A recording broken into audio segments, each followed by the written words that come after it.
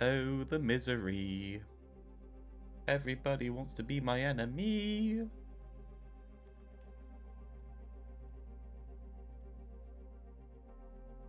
But if Rework's not in, I thought we had it in a semi-working version.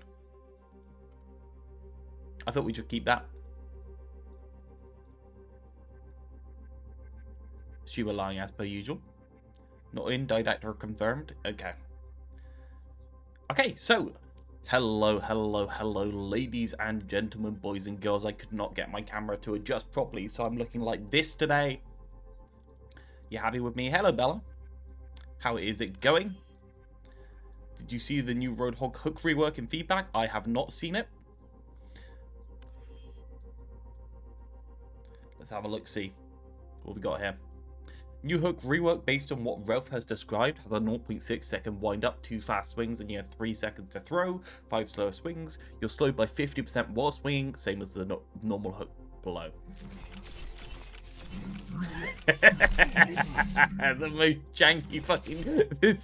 So, Tiefling, the reason why I said not to do it is not because okay, I thank you first off, but the reason why I said not to do it is because it will look jank as fuck, and there's no way to make it not look jank as fuck.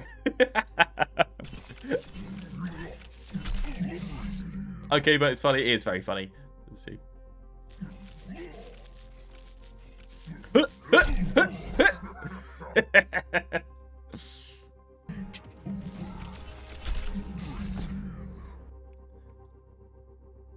What do you? It's fine. It's fine, right? Random bonk, horny jail. So, makes Hook more telegraphed and gives enemies more time to react, but also gives Hogs access to mind games. Yes, I think the mind games and the way to apply pressure like that is good. I think that's really good. I'm happy with it. Unfortunately, there's no way to get the VFX to look good. That's just the shit part, right? I'd love to have it like with loud like swing, swing, swing, zoop kind of like sounds to actually go and get the hook, but there is no way to do that, so it kind of sucks, right? Jerking the hook to TC enemy. Excellent. Yes. Anyone that wants to join, lobby is currently active. 2 more spaces open before we get going. In terms of patch notes for this week, hello everyone. Hanzo is in. The Storm Arrows has been increased from 3 till 4. I think that also came with a nerf to the damage question mark. Did it not come with a nerf to the damage question mark? Didact, what have you done? Enough the damage. We can do the nerf. We can hotfix enough to the damage. I'm sure that's not that hard. Anyway, Spike Guard now heals 2 health when inflicting damage. I actually thought that changing Hazard to be a bit more aggressive with his block instead of being aggressive with his lunge and then defensive with block, or using his block to finish enemies or chase enemies, is probably a little bit more healthy. So I think the lifesteal kind of like plays into that. So I think this would be interesting. It's definitely a power increase. We'll see how it goes as time goes on.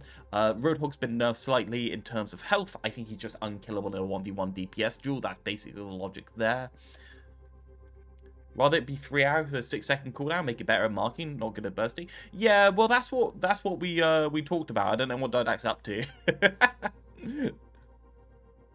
Maybe you just didn't have much time.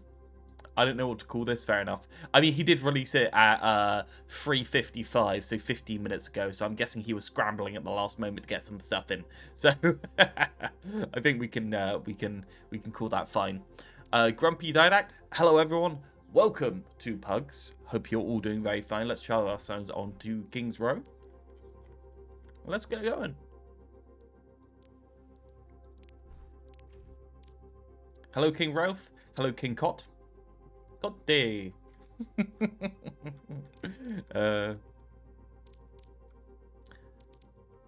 Add Rolf, Bob, Ross, Vimy, Tiefling, Megamon, Madara, Cardi, Cold Skin, Quag, Cot, Didact, Grumpy. Good boy. God day. Actually, why not? I think it's one of the answers. Cardi and Cold Skin are quite good. Megamon's good. Madara's good. I think I'm going to do that. And I'm going to say, blue team, red team, join your ass up. Let's get going. Why wait any longer? We're here for fun and games. And possibly friendship, but probably not. Update on the chart? want to restate that new games usually show a drop in players over time and eventually level out to a core player base. This chart is just for fun. It's not scientific. It's part of the past chart placed into the future. Dead game. At the current rate, if number continues to drop the same rate as the past, there'll be 0 players by June. Yeah, so Rivals is just to show you guys how Rivals is doing. There you go. This is how Rivals is doing right now. Don't get me wrong, I mean, it's been a couple of weeks. We're closing in on our next hero release. Maybe they can stabilize just through the hero releases, but it's currently, this is the weekend peak there, and this is the weekend peak there. So, like, it's dropped the weekend peak by, like, 30k over a month, which ain't that good. I mean, it's certainly doing better after the fast hero release, maybe. We'll see. We'll see as it goes on. Let's head in. I'm just going to stay in talking to you guys for now.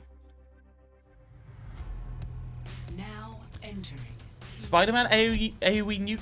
Okay, so I'm going to say that people are misunderstood about the Spider-Man AoE nuke. I really don't care about it, and the reason why I don't care is pretty simple.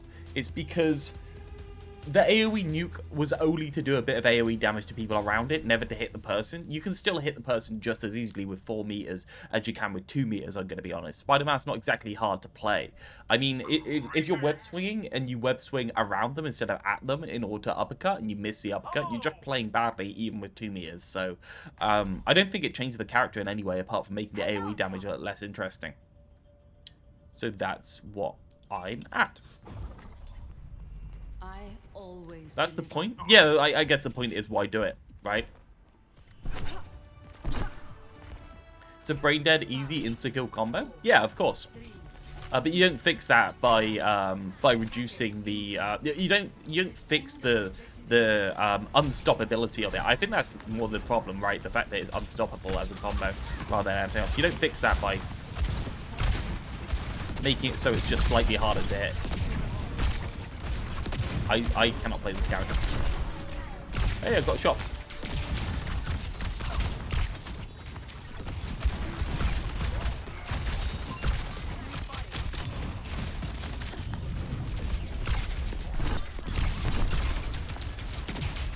So I heard this character's being played quite a bit in dive. That makes sense to me. I've hit basically nothing.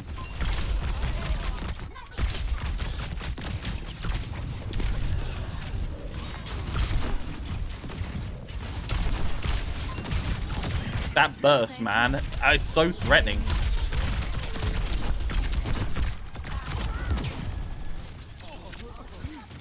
What's that light you up there? Quack just skirting around in the corner.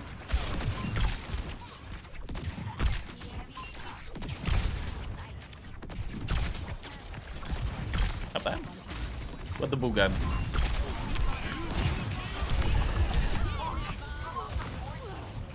It's just unnecessary. The blade straight at me. Maybe they actually just went through me by accident. Maybe this is the one time they're not hating on me.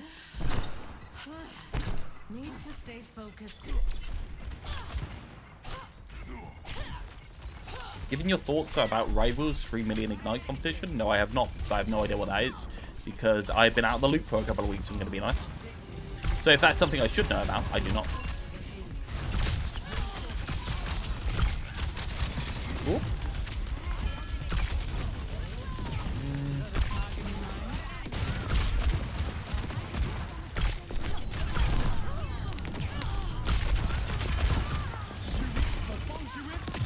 Come on, lads. How did that not hit? No fucking way. No way they survived.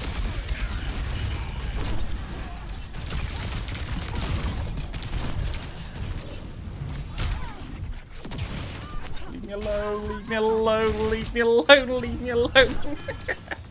Leave me alone, go away, leave me alone.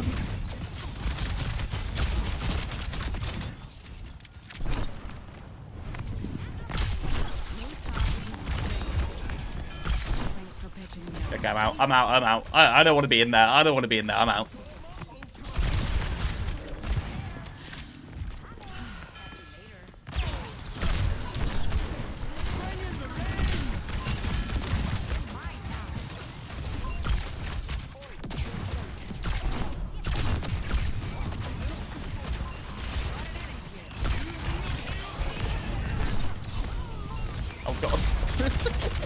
Oh.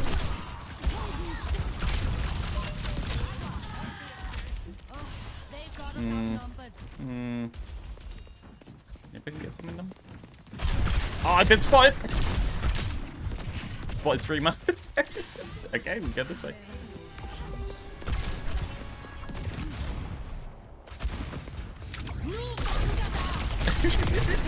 Fuck you!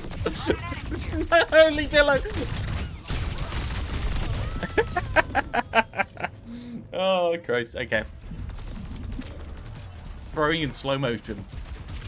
Hey, look, I've got like 2/3 of the damage, as Madara has. Can't handle the heat. Stay out of my way. They got us outnumbered.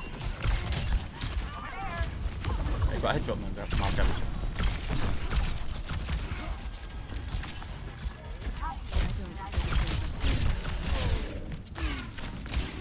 I'm not doing great. What he kept, I thought the invisible wall was there, not back. I realized instantly that it wasn't. I would have jumped if I knew.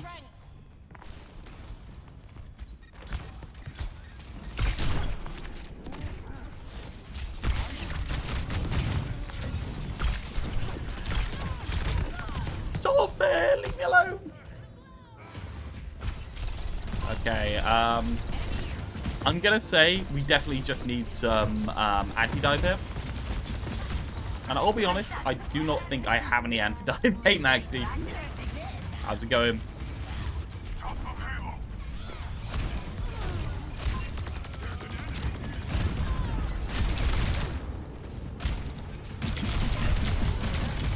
No, what?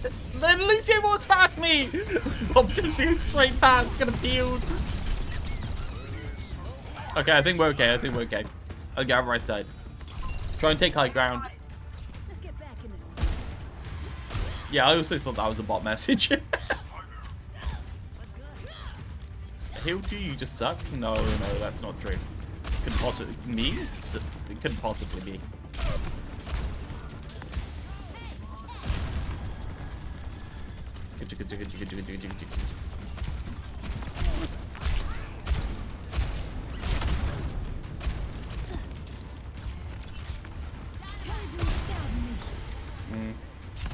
Go away! Fucking Genji's always staging for me. My entire team's just jumping on behind. My entire team runs straight past while the Genji stages and dies in the middle of their backline. Hey, Squid. You tried the new Widow yet? Apparently the Widow's not in, but I've not tried yet. Should actually try Hanzo.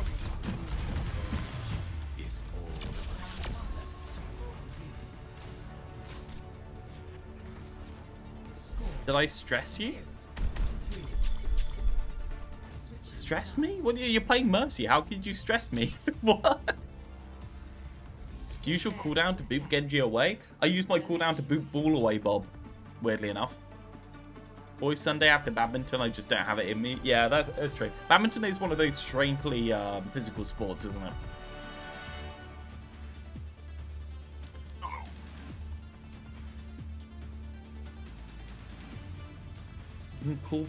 You can kill Ball fine. Like I do not think you will have cold skin rolling towards you on Ball and not boot them away with Coach Gun. I don't think that's true. I'm too fast. Well, nobody's dealing with your staging. It's just staging on high over and over. I blame my team, obviously, not me. Nothing will ever be my fault.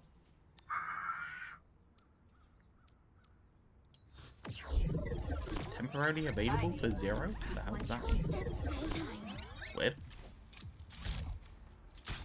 We got a Junk King Roadhog. 5, 4, 3, I feel like we just want Anna with this. 1. Attack commence. Capture objective A. Right. Throw it down main.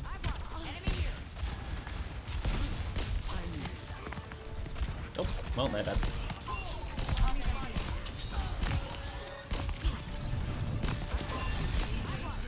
I actually need to go full screen. I am not getting the frames I want. It's actually in windowed. I never play in windowed. Not a default. Oh, that's so much better. So much better, man. Oh, God, I can aim.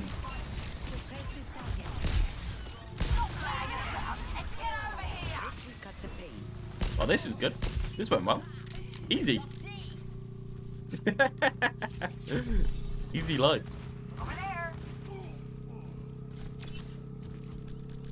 Look at Cole's skill on 20 kills. Beanie on 22.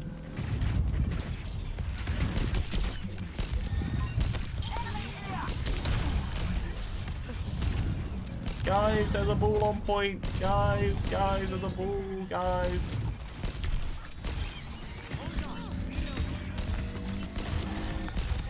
I cannot aim for shit. I'm so bad, man. If you'd like to see their video about the Pro Tour, I'd like a not in the middle of Pugs, my dude. Maybe a different day. If you want to drop it into videos, I'll have a look at it at some point. If you think it's interesting. If it's just a Pro Tour, honestly, I'm not that interested in Rivals Pro in general.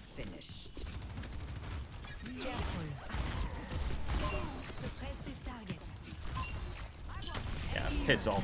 Oh, there's a ball up there, dude. Of course there's a ball up there, dude. Where else would the ball be?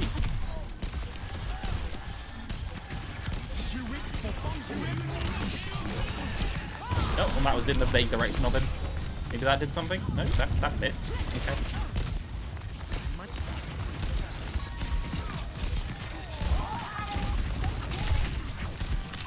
Haven't hit a single. Go, Megamon! Go! Kill them all! Kill them all! I died to that!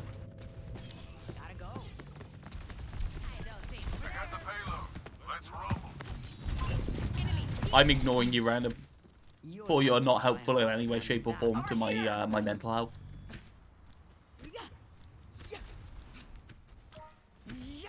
Let's get a Nano on the front line. ASAP. I really wanted Nano Megamon, but maybe I just do Bob.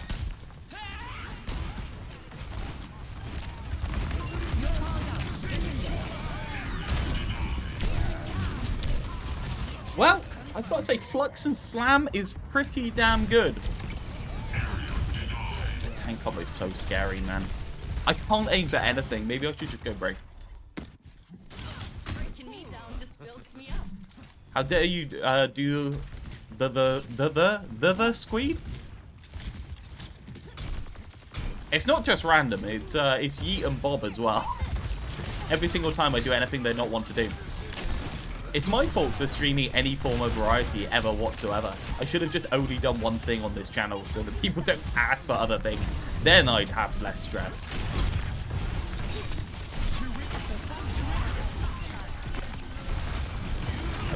One of these days I'll get a whip. Hey, my first Inspire prop, and I'm almost dead.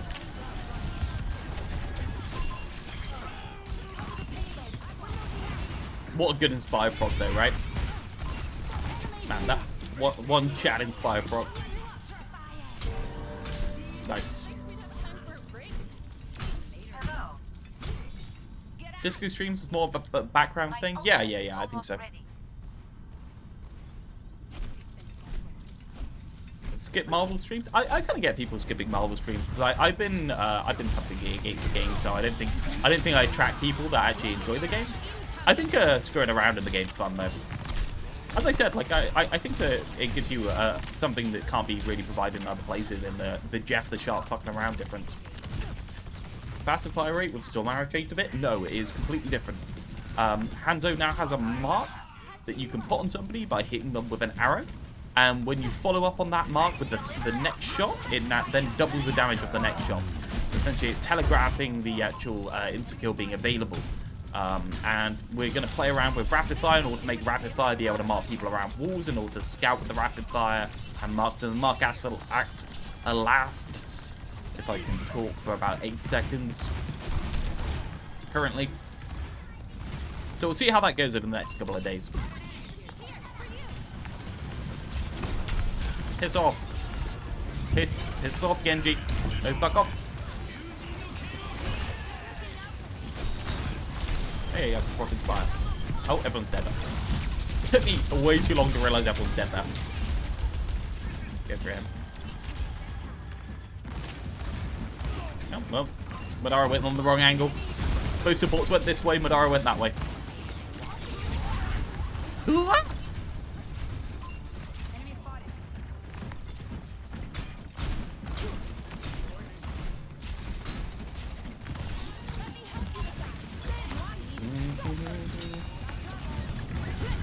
Yeah, we're gonna watch Spider's stream at some point. I was actually invited on to talk on that, but I was unavailable Thursday, sadly. He very kindly invited me on after I put a post on Reddit responding to him. How are they still alive? How much health does that baby diva have?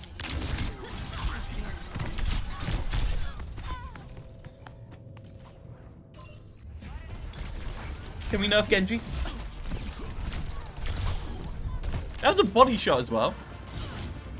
Spider does man crush on you? No, I think I'm one of the few people that actually has interesting ideas that he hasn't heard before. And so he likes to field it because it actually makes his stuff more interesting. I think that's why.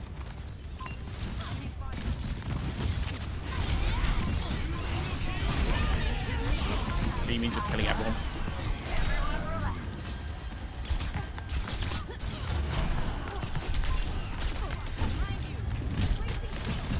It's okay, I'll just block it.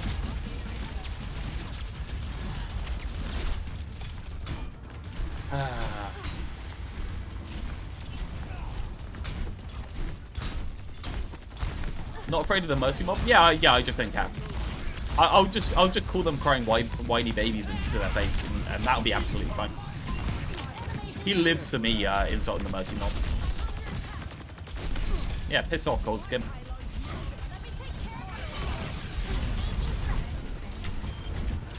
This ball, man. Well, they both fucking went in and died. Both the tanks continued going in with a ball out in the back line with nobody anywhere near them. I blame the tanks. How could it be me? Couldn't possibly be me.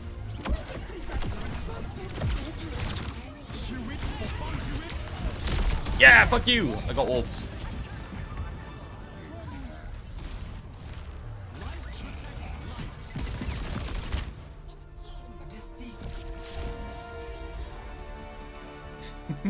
My healing's at 5k. Tiefling's at 17k. Tiefling, did you do anything apart from just heal? When you're on Mercy first round?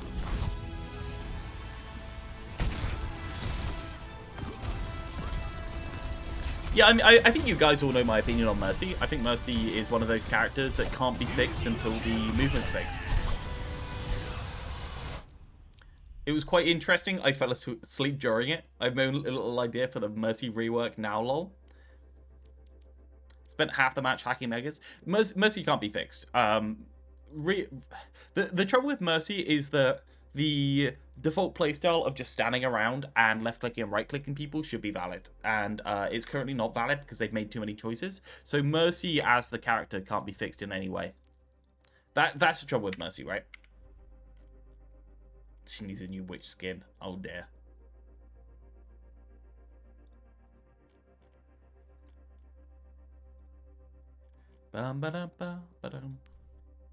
Okay. Just looking through, seeing if anyone's online that needs inviting, because people normally don't say. A couple of people that might want to get in. Okay. If anyone needs an invite, please say. If you want to join, please add me on Realth hashtag 21610. Join the Discord, join the waiting room, and we'll get you into the next game.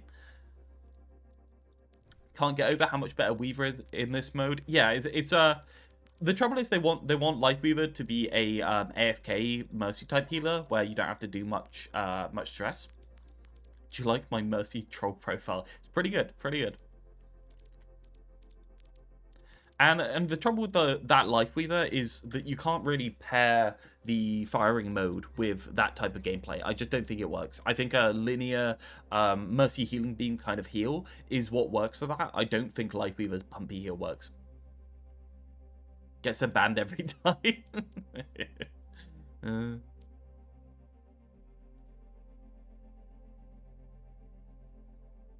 Honestly feel like Genji's 40 melee damage is too much. We took out power in the rest of the kit. It's not like the 40 melee damage is just in isolation. The 40 melee damage actually makes him more bursty and less viable in just farming tanks with shurikens, if you get what I mean. If we balance it that way by bringing his shurikens down, bringing his melee damage up, it makes him better against, better as a bursty character. I think the 200 health pools makes it so much better as a whole. But yeah, 200 health pools by default are more bursty. It just depends how it's balanced, I guess.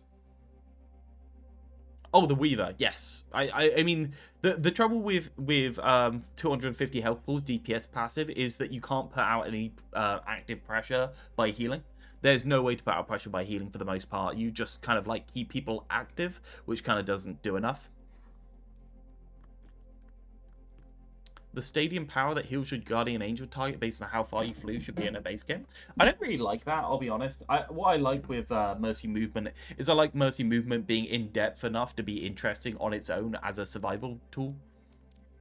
I don't think it needs that. Let's go Bob, because Bob was goading me last game. What you're complaining about, Mercy, the opposite of what's wrong with Rivals? Please explain. I don't know what you're on about. It encourages you to bounce around. Do you know what also encourages you to bounce around? The sheer fact that healing versus damage boost is more or less even and better in certain scenarios, forcing you to balance around. The sheer fact that there's going to be some sort of pressure on you forcing you to balance around. And the fact that bouncing around is actually hard to do and requires thought makes it an interesting choice. I don't think you need that extra stuff. I think they just extracted that extra stuff by putting in the 250 health pools and the DPS passive, right?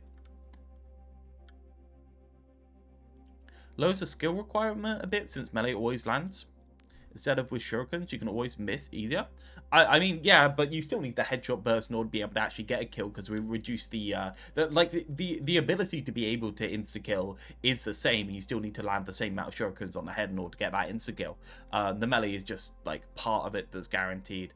Honestly, I actually think it's better with the higher melee damage, so I understand if you think the breakpoints aren't balanced properly. Let's get a wheel going. Before we get a wheel going, do you know what? Let's just throw you onto Midtown, because that's a map I like, and then I'll sort the wheel out in the background.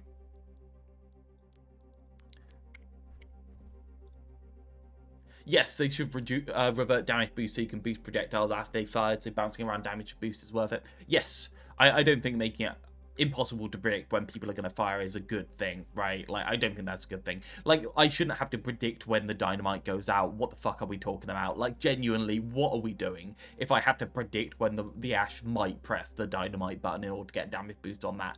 How does that make sense? How is that skill expression? It's just prediction. It's not great. How can I predict when they're going to press their button? I can't. Quag, Grumpy, Coalskin, Cot, that seems strong. Let's go there. Let's go there. I'm going to stick here. Red team, blue team, join up to your respective roles. It's not King's Row. We just did King's Row. You're late.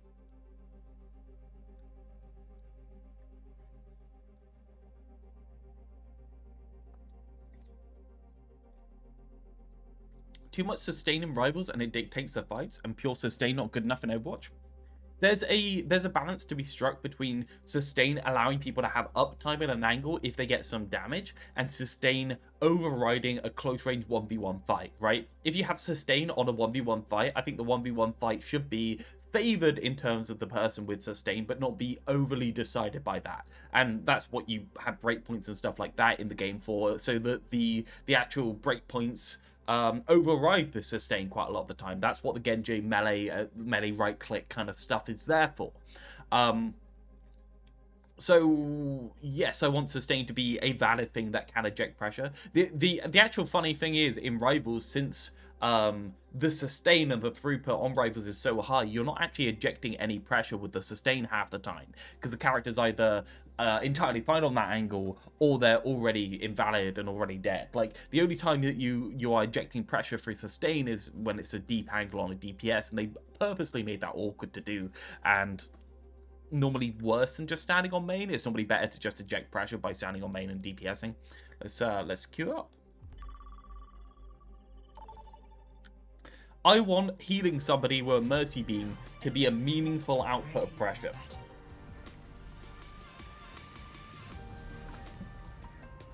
Until that's true, Mercy will not be interesting in any meaningful way.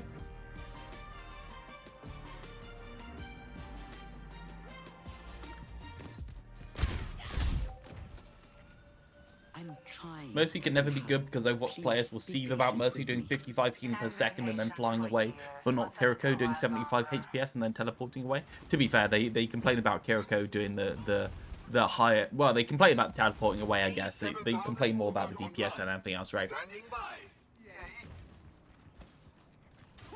I mean, Kiriko also breaks the firing mode rule as well, right? Like, Kiriko is one of those characters that has a auto lock-on heal that requires basically no aim, and the only thing that's stopping it being as good as Mercy Beam in terms of reaction time is travel time, and even then, the travel time is pretty fast for the most part, so...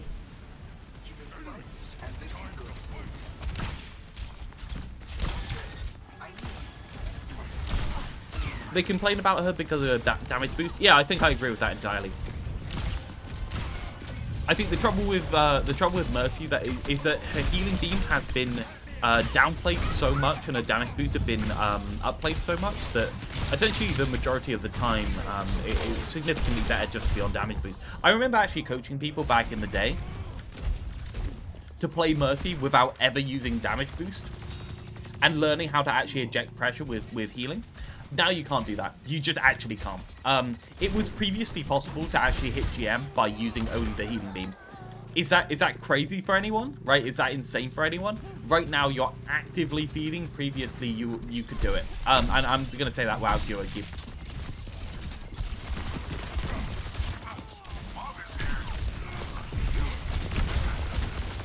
Kiriko does interact with you more than a Mercy does. I think Mercy only doesn't interact because, I mean, I guess, like, putting a skill curve into Mercy's movement doesn't make them interact more with you.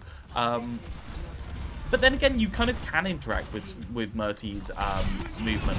The way that Mercy can't go into certain spaces because you occupy it, because the movement's not infinite. I think you can kind of play around with Mercy that. Also, the fact that the full movement isn't unlocked until you're in the very high ranks is also very interesting in the character. Just having that skill curve, meaning that any level can interact with her to a reasonable degree is, yeah, I think that's fair. Here comes Didac with his Mauga monster. Hazard jumping straight at your face. That poor Hazard.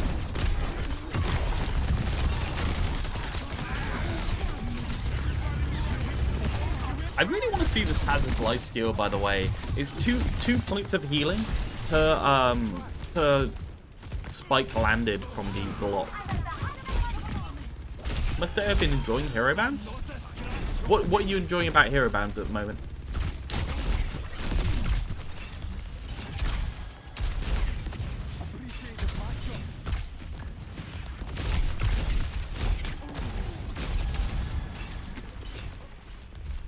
No Widow, no Mercy, no Sojourn. Life is good. Yeah, I'm just gonna say, like, there's two minds about that. My mind is obviously, why would they ever fix these characters? I mean, these characters are just gonna exist in this stupid, broken state. And then the other mind is this doomer mindset that is always, well, people are always gonna complain about some part of your balance, and when that OP thing goes away, the next OP thing is gonna be the thing complained about. I don't really think that's true. I've seen quite a lot of states where there are no problems. There isn't always a problem. I mean, people always complain about a problem, even if there isn't one. But I do think there is a state you can get to where the game is like 90% there in terms of being interesting. Widow hasn't been fixed for 10 years. Yes, they're not going to... No, I agree with you entirely, Ratch. No, they're not going to fix Widow. Realth has added block term Chinese twink. There you go, Bob Ross. If they're gonna fix it, yeah, I mean that's true, but I guess the answer is if anything more broken ever turns up, it's just gonna be added to the list, right? It's just gonna be added to the list, and even in that scenario, they should fix Widow still, right? We still agree that fixing Widow would be better for the game than having a broken Widow.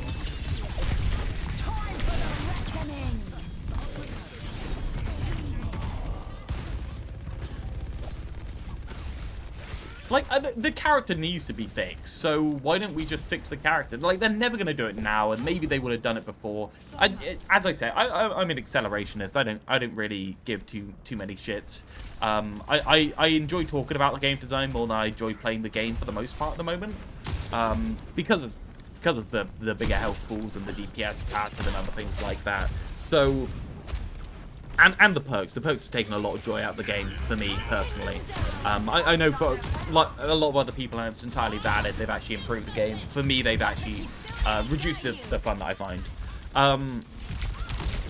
But yeah, like it's one of those things. Like when something's bad, I kind of exist as more of an accelerationist that just wants it to get so bad that the game fucking dies for it than anything else.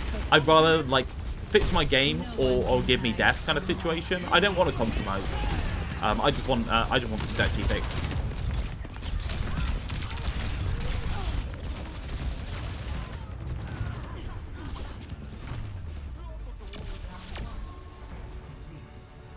Blue, I don't actually know what's happening with Widow at the moment. So Widow is between two patches. If you paid any attention over the past week, we released a full dev blog on trying to fix Widow by doing a massive patch to completely overhaul the character.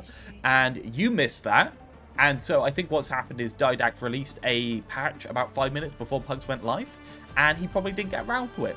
So that's what happened, right? He didn't get around to it. So shut the fuck up. Deal with it. There's no patch notes about it. Just deal with it, my man. I saw the dead, like, just deal with it. My dude, he works a lot. He can't do everything. I didn't know about it. It's fine. Don't pick Widow shares all the stats from my testing. There you go, right? It's not the worst thing in the world, Flute. Shut up. Honestly. Far as the eye can see. Wow. That sounds amazing. Why can't you do everything? Random, can you add on to that sentence? For free? Why can't you do literally everything for free? Makes more sense. What the fuck? This minor inconvenience in my free game mode that somebody spent hours and months of their life developing. I was giving constructive criticism. You were getting completely fucked. Fuck off. With a bit of sarcasm, yeah, piss off.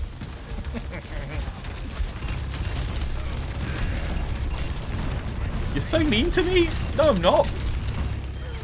This is the internet.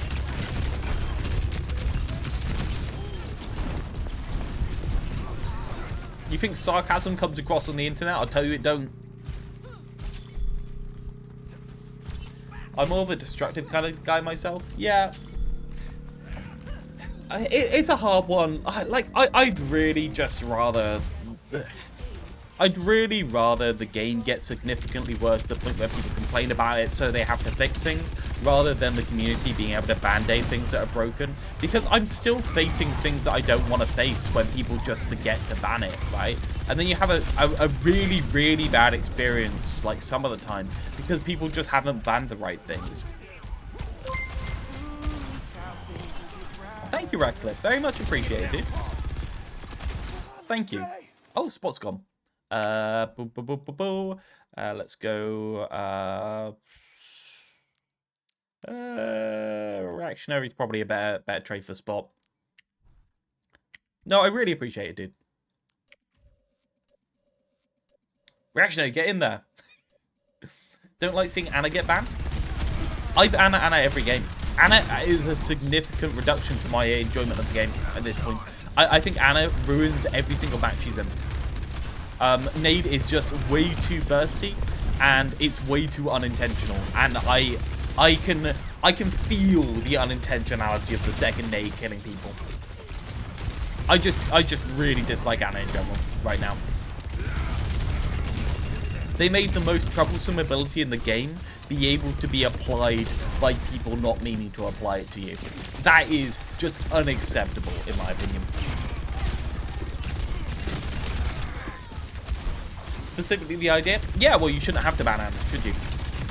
Double nade and double nano, not fun. They're just not fun, right? Like they're just not interesting in any way, shape, or form.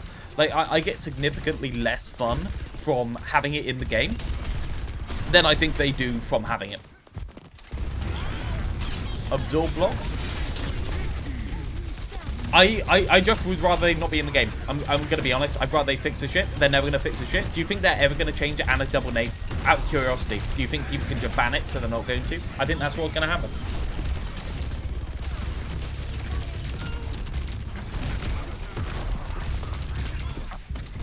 Why is self nano so problematic? Because the character already has 2 peels, and the nano being a 3rd peel means that you can commit to diving the Ana and then be completely turned off. It basically invalidates any dive on Ana whenever they have ult, so if they're holding ult, you can never dive them. That's the answer, because it puts you in such a bad position if you unload your kit on them and they get the nano off, that you have basically thrown the game already, or you are completely untenable in that like situation. You don't get anything. And also, it sucks to have a third of the team running around Immortal. It just kind of sucks, mate. I'm going to be honest. Having 1 person out of the team running around Immortal versus having 2, it's like, no. Do you have any other ideas for Ana perks? Yeah, remove them. I'm not gonna workshop perk changes. It's a really difficult one.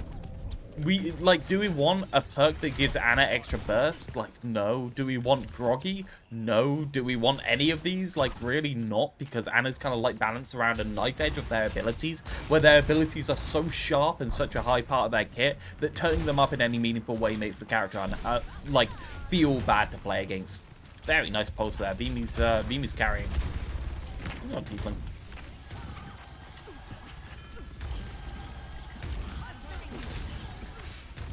Undiveable used to have a 1-shot nade. Yeah. I like the headshot perk, so other perk needs to be similarly strengthened. Yeah, well, if the other perk's not good enough, you have to headshot on Ana, which sounds awful. I don't play Ana to have to headshot. If they ever unbalance those 2 perks together with a headshot perk, you will by default have to headshot, and that is just an awful experience, man. Just so bad.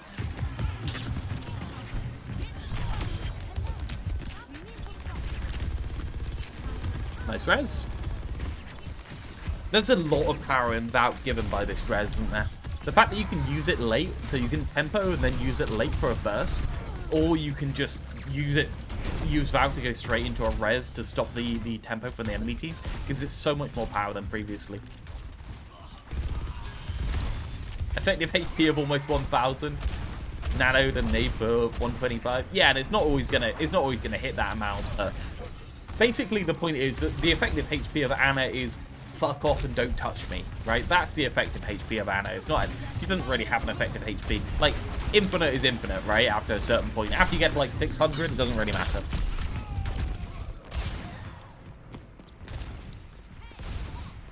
Does the original nade increase the healing of the second one? I don't know, actually. Yeah, I don't know.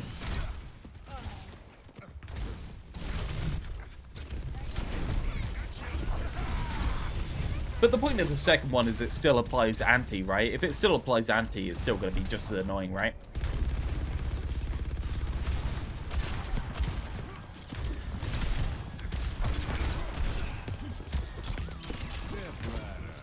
Self-nano should be either nano yourself or nano a teammate, not both. Yeah, I don't think that's powerful enough as a perk, because for some reason they decided perks need to have power. I'm going to be honest, like, I've thought quite a lot about it. Perks are just kind of stuck between a rock and a hard place and trying to do way too many things with a system that really can't do all of them at the same time in a reasonable way. Oh my god, that poor Bob. Bobby boy got melted.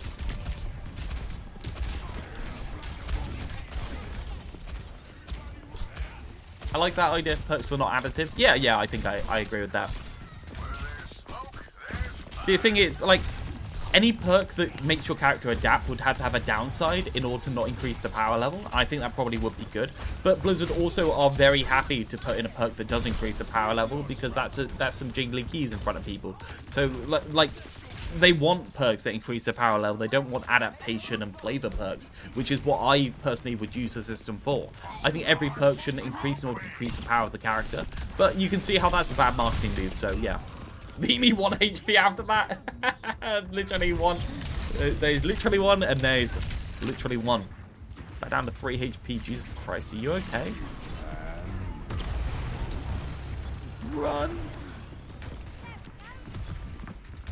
Alternate option? Yeah, I think that's fair. I mean, people are still going to be measuring how good the perks are in comparison to each other, but at least in this kind of a regard, like, they're gonna, the aim is clearly not to make them have power. So, like, if they have more power, then it's fucked up, right? They just screwed it up. I think self-nano being a perk would be a really good one for anti-dive, right? A clear trade-off anti-dive. Like the concept of perks that change an ability. Yep. Yeah, should have drawbacks. Well, they should have drawbacks, or they should be a side grade, right? That's kind of my point. Like, if you want to make perks adapt to the environment or the enemy, they should be side grades. They shouldn't apply power. If they start applying power, then eventually what you're going to do is you're going to have an incoherent design philosophy on how much power should be added, and you're going to have an inconsistent amount of power added by different ones, and therefore you're not realistically going to have a choice. And that's what's happened, let's be honest. The moment you start adding power, your character just goes everywhere, right? It just goes everywhere. So yeah, I dislike the concept of Ana. I think, do you know what? I think if we had the double nade in the game, right, random, because the double nade is a big increase in the burst ability of the character, you should have the double nade paired against a ability that makes the primary fire better in a way, right? Like, makes it better at doing something, or maybe like anti-people during the primary fire, something like that, something that makes the neutral play or the like 20-second play better instead of the like 1-second burst play better.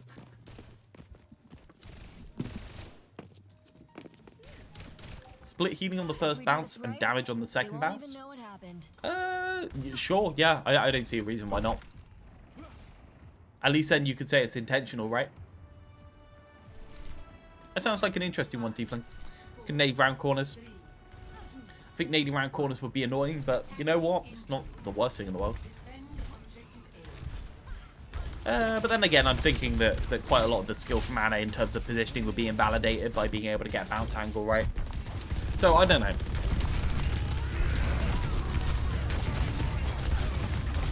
Don't play Ana for perks, I'm a victim. Yeah, well, that's what happens when you've got one of the most popular supports in the game. They misunderstand why they're the most popular support in the game and add meaningless power to the kit in order to make people play her just for jingling keys. It just is life. It's life. Stomp! No stomp.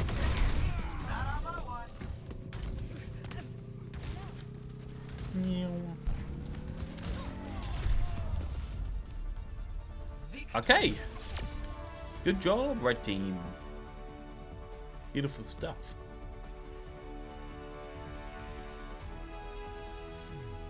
Play of the game.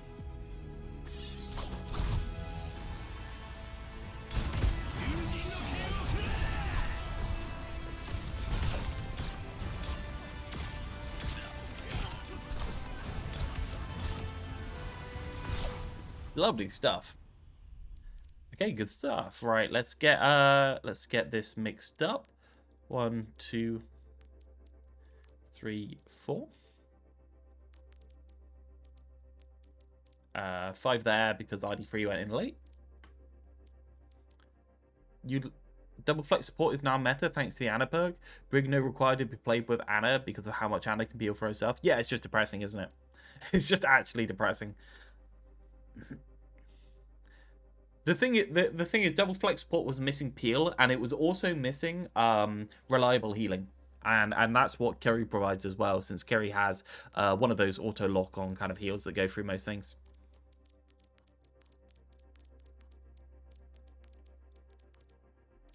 Tiefling, Bob, Cardi, Flute, Junk, Cold, Beamy, Madara, RD3, Grumpy, Quag, Spot. I think that's probably reasonable. I'm going to bring back a wheel from the last week because I think this wheel is actually still good.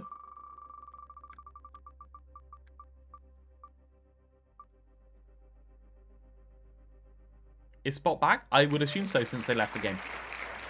They must have rejoined manually.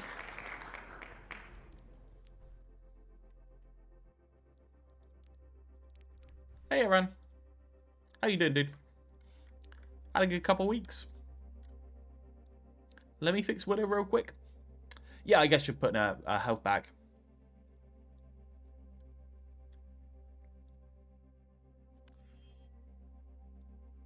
Yeah, I can't with it. It has to be an N. Arathel. Never gonna happen. Shade of Iran. That's what you are. You're the WoW boss.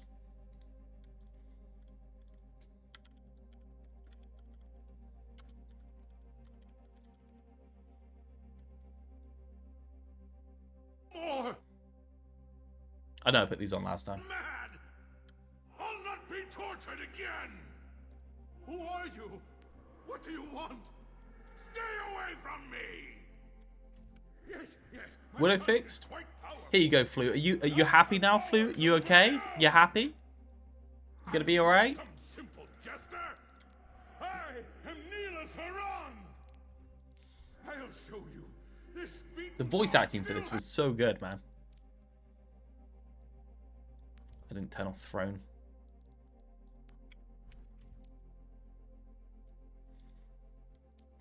Okay, red team, blue team, get your respective teams. Let's go based off this. What is that? This is the Shade of Iran boss fight in World of Warcraft.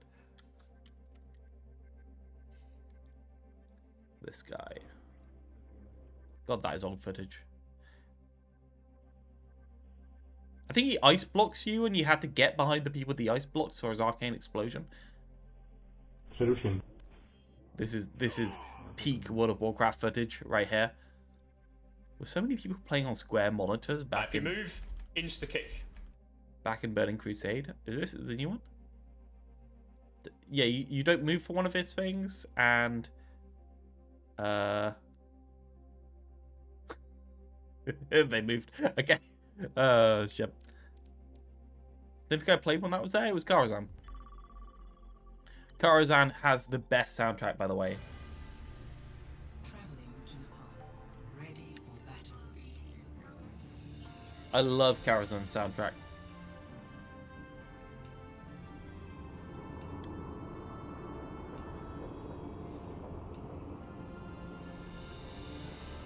Didn't think I did that dungeon. You missed out, man. Karazhan was amazing.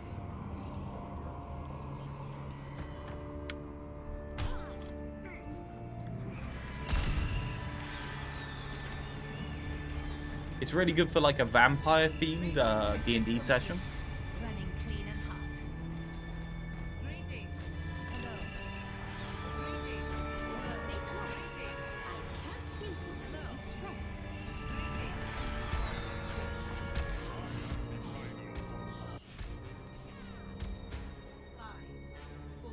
Do do do do do do. Boo. Yes, yes, I did point that out. This is actually Didac stealing the idea, by the way. I think it fixes Hanzo better than it fixes Sim. That's my personal opinion, though I will just say that I had no choice in it. It was presented to me as an amazing idea by him and not from me, so I can't be blamed. That little bit of heal actually really increased your brawl potential. Anyway, that's Karazhan ambience. Right, what are we doing? Blue team, hello there. You have Mercy Anna with a Fredger, Cold-Skin Fredger, who has died immediately. Red team's running the Anna Lifeweaver, Quacks on Lifeweaver again. So much fun, man. I love that Lifeweaver. I will spectate them when they respawn a bit. Launch with Burning Crusade? Yeah, so it was originally intended to be the first expansion, sorry, the first raid that was ever launched in World of Warcraft. It's the first one they ever worked on. So, like, literally the first time they're ever planning a raid, like, sizing it out was Karazhan. And then they basically completely redid it for Burning Crusade, based off of some of their early concept ideas. But yeah, it was the first Burning Crusade raid. I think release support with, Mag Therodon's Lair and stuff like that. I think it was that same raid tier. Bruce Lair, maybe? I think Bruce Lair might have been later.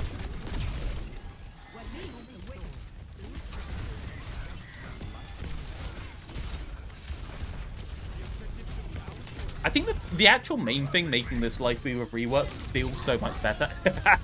Just got screwed. I think the main thing making it feel better isn't anything else. I think it might just literally be the fact that healing means so much more in this game mode than it does in the other game mode. Sustain is so low because the insta-kill potential is so high. I think basically what happened is Blizzard thought that insta-kills were really annoying for new players, which they are. But they were a fundamental component of what made the game interactive and interesting for the healers as well. And that's basically what was extracted by Rivals. Rivals made healing boring by making healing not matter. But the thing is, there's so many people that just like healing in general that they can't see it for a while, or at least there's still that one type that is relatively interesting that they can kind of crutch on until they realize. It takes them a while to realize. Charge! Fuck you in particular! Yay! Classic. High heals is boring.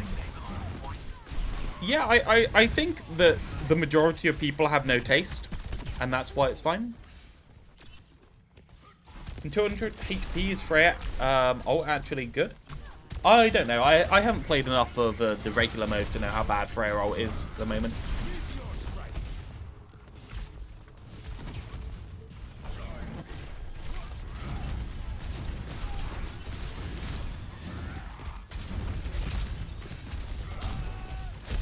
My little plants have been overwatered. 1 second, I'm going to try and save my little plants. I've got some pot plants here. I think I've watered them too much.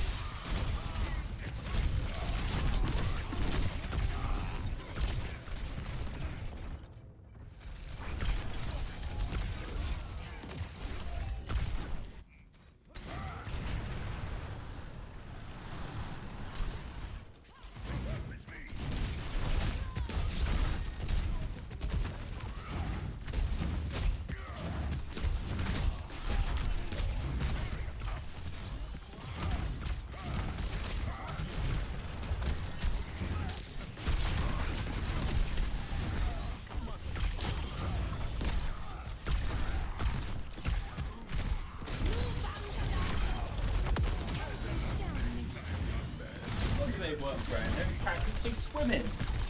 Oh, I didn't put that much water in them. Maybe better at some point. I don't know. Can I kill a squishy and Pugs with a direct? What, just a direct arrow? No. But I assume that's not what you're asking, since that's a silly thing to ask. Because why would we make it kill a squishy with a direct?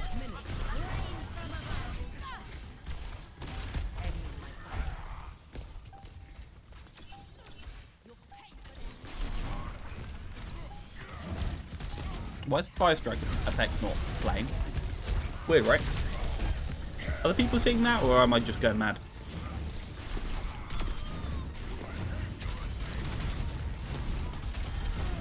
Keeps almost getting long. Fire strike's definitely going, I just can't see it on my screen. Weird. I want to watch a bit of Quag on Life Weaver.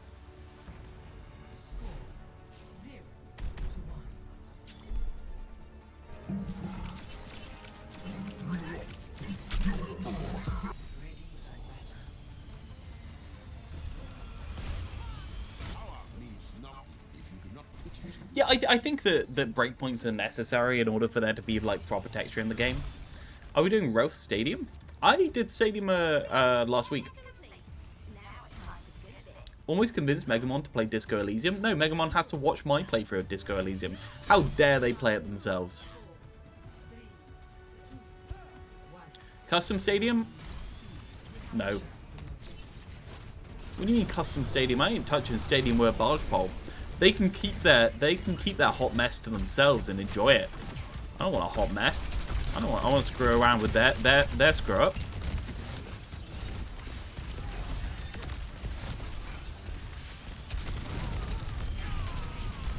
I found out tanky builds are too good. Well, there's two situations, right, Arathon? Right, tanky builds can either be too good, or insta-kill builds can either be too good. Either way, I'm not fucking enjoying myself. That's the answer. But there's some depth. I think the trouble is, think that the main trouble for Stadium is that weapon damage and ability damage scale separately, meaning that in every single kit you're going to have half your kit invalid and unusable if you scale the other thing, because there's no reason not to always stack one thing at a time. What they should have done, they should make all the ability damage perks come with, ability power come with some weapon power, like a little bit at the very least, so it's not invalid. Spamfest, I just don't enjoy it. I don't know if it's just me. Like, Reddit still seems pretty positive on Stadium. At least I think they're positive. I mean, they don't really talk about it that much, I'm gonna be honest. When perks came in, it was perk glazing messages all the time, but I can't really see that many things talking about Stadium in general. I wonder how much playtime it actually has and whether it's actually warranted the development time.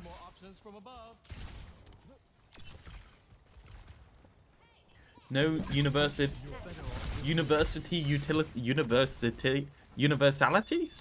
Is that what you meant? Sorry, I think I had a stroke reading that because I don't know what you mean. Universal, yeah. They said something about the hours in the dev blog. Yeah, I saw the dev blog. It's hard to tell what it means, right?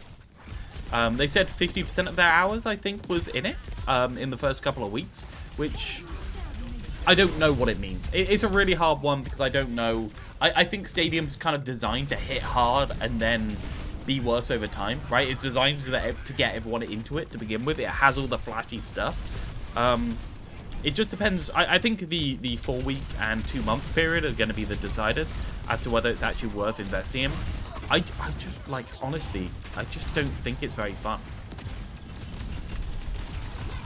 Dev blogs are worded how they want it. Yeah, and like that's their prerogative to do. Like I don't fault them for wording it so that everything's a success. Of course they have to word it that way. I mean, at a certain point, they do have shareholders that need to be told things are a success regardless. But yeah. They need to make more interesting items. The most interesting item is Undying Injection. Yeah, well, I think the trouble is, right, they're the most costly things to make, and you've already spared most of the budget that they're going to have for this mode. I mean, if we ever seen anything from Blizzard, their first iteration has all the ideas, and the rest is to polish up the ideas, right? So they're already kind of out of ideas, in my opinion. I don't think they have that much more. Or at the very least, they're out of the amount of work they're going to put in order to do it. Isn't it even expensive to make? Is that the one where it's like save your ult in order to get upgrades? What was that one?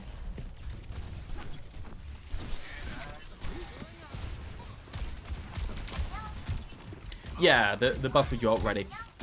I saw that and I also thought that was the most interesting. But also think of it like this, Aratha. Is it interesting if you're building for weapon damage, or is it just the thing you're going to do because your ult's not going to do anything because your ult doesn't scale off weapon damage sometimes, right? Like, isn't it just like the auto pick for quite a lot of heroes? Because your ult's not going to do anything. I tried Reaper. Reaper's ult doesn't scale off weapon damage. It was fucking useless. So what am I doing? Why am I even bothering? Is this the original 6v6? This is the one with changes. Hi Ren, how are you doing? This is 200 health pools with hero reworks in it.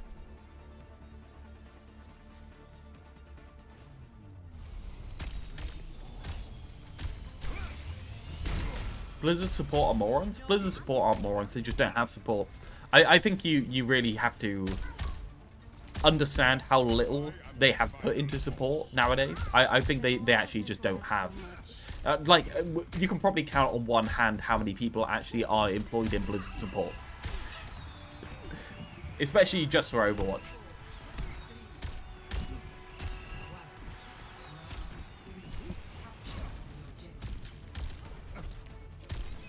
Healing station build, okay, like, it's fun and it's cool, right? I kind of like it. But when I see the healing station soldier build, I think, oh, that'd be cool on a new hero. I don't think, oh, that's a cool thing that I can do on Soldier once or twice and ignore it. I think, oh, maybe we should build something around this. Maybe this is a cool new archetype we've made. Like a location-based, like, just, like, flat AoE damage that heals for a little bit. That sounds interesting. But nope, we're not allowed to do that because it's in Stadium. Who's this, Doomfist? No, this is a Junkrat player. This is the person that's been playing Junkrat for the last, like, 3 weeks. can't remember exactly where they came from, but like Queen Shout on crack. Yeah. I don't know. I just don't. I don't think. I think I'm going crazy because I just don't enjoy. I don't know if I'm just getting old and jaded, but I just don't enjoy these things. These like. I feel like I'm the guy that sees through the bullshit happening to me way faster than I see than I get joy from doing bullshit every single time. Whenever I do something, I think, oh god, that must feel awful to play against, right? And I don't really want to play. When I did that axe/shout build on Junker Queen, I didn't like. I got a bit of joy out of it. Don't get me wrong, I was enjoying doing it, but I was just going around insta killing people on axe, and I was like, man, the other team must fucking hate their lives right now. And I just thought, how would I feel if I were them? And I just kind of like instantly felt incredibly guilty for doing it because I was just stomping on idiots. And it's like, why am I doing this, right? Why am I doing this? Why do we have this mode if this is the mode? Empathy isn't a bad thing? Yeah, well, it is when it causes you not to enjoy things that other people find fun, right?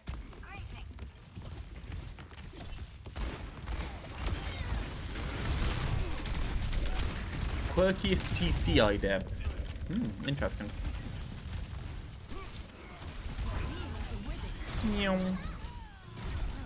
So I'm gonna make you sick. Moving the camera like this, I'm gonna make you feel sick.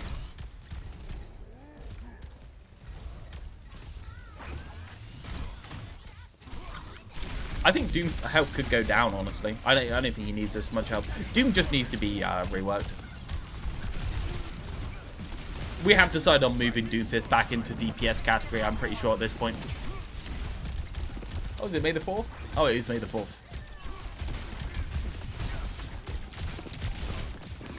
Slippery floor, which gave everyone crazy turn acceleration. That sounds awful to play against.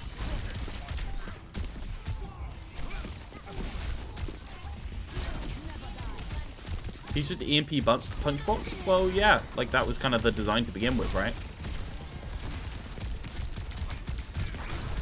Miss uppercut and old slam? Yeah, I think I missed both of them too.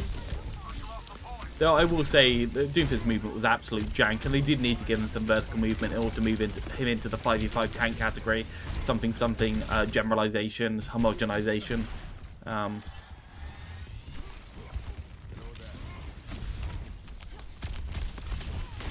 I think Doom is healthier as tank, but they need more power into slam, less into punch. I don't think that the fact that Doom can slam you implies anything to your positioning. I think he's just going to do it whether you want it or not. I think he has too much movement and he's too inevitable in the way that he engages. You can't shoot Doomfist to stop him staging onto your backline realistically. He moves too far.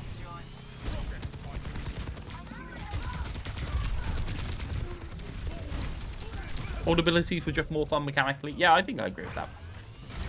It's a hard one. Roof staring versus DPS Doom is, well, we said about moving him back into DPS, not implementing his jank-ass mechanics. I think old slam with the increasing amount of damage in order to be able to insta-kill people probably shouldn't come back. I think I agree with that. I think that was too complete absolute bullshit.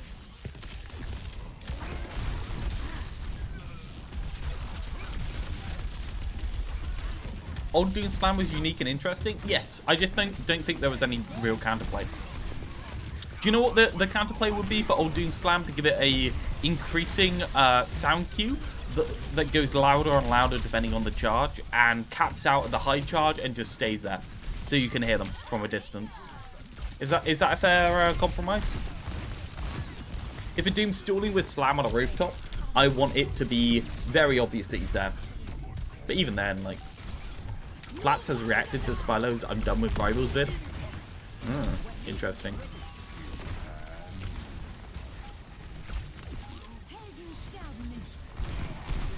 That's the community turning point. There you go.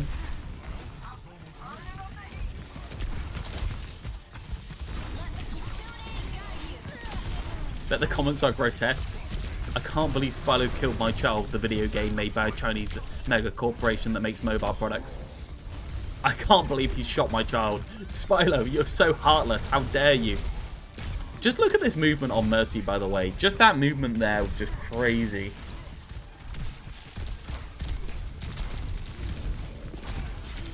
Flats agree with Spilo? Yeah, I don't doubt it.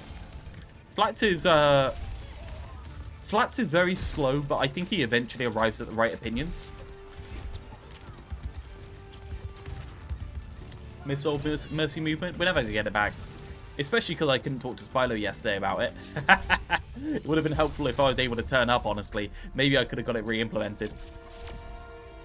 I know the designers tend to listen to him, so maybe I could have got it implemented.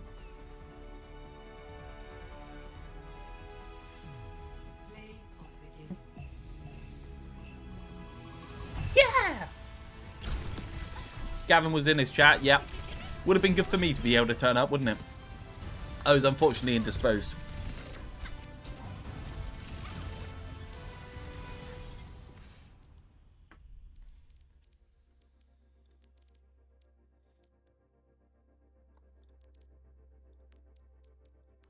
Two, 3, 4, 5, 6. And then one person back in. Please go into your respective voice channels. If anyone wants to join, please add me on Rev hashtag 21610. Join the waiting room and you can get in the next game.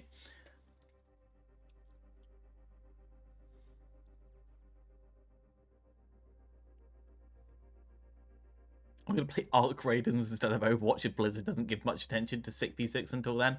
Genuinely, I am not interested in 6v6 until DPS passive and 250 health pools are removed. I know I always stick on something, and just... It's not that I think the game mode is invalid. It's not that I think the game mode isn't fun. I just cannot see the woods for the trees, and it takes away so much of the fun for me because I am a support player at heart, and I can see that none of the support that I do actually puts out pressure. So all that I can do is DPS, and I think that's just horribly boring to me. Want tanks to be less raid bossy? Yeah. I think so too. The tanks are just too big in 6v6 as well. That's true in my opinion. And I don't want to take anyone's fun away from it. I know, like, I know the mode is good, and I don't want people not to enjoy it. But personally, for me, I am not enjoying it as much as I wish I could. And it's not. I think I know that is a major part of it. Thank me for the bit? No, I'm not going to. Not even going to acknowledge the bit. By the way, Bob Ross, I apologize. Thank you very much for the tier 1. Appreciate that. I saw that at the start. Kev, hey. How you doing, dude? Did Flute get silenced again? No, Flute's alive.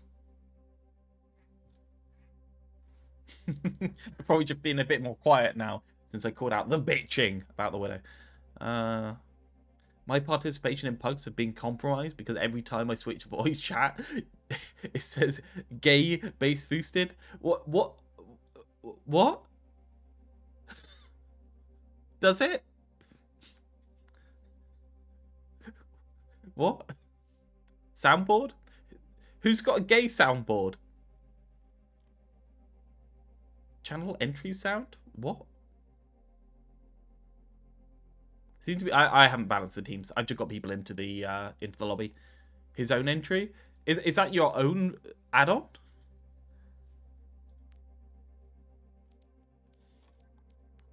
Megamon Reactionary, Didact, Prism, Rodent, Xialon, Vimi, Madara, RD3, Kozkin, Segwax, Bob. It's not actually that badly balanced. I'm gonna just tell you that. It is fine. It's my soundboard. You don't want to join chats because it's gonna call you gay every time you do it. But you were the one that downloaded the gay soundboard.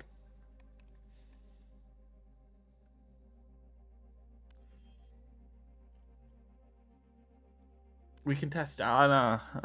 Okay, yeah, sure. I'm on blue team. Go for it. Hey, buddy. I'm a bit scared, actually.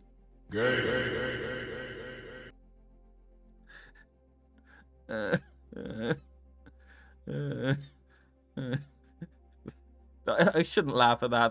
That is such a bad joke. That is so bad.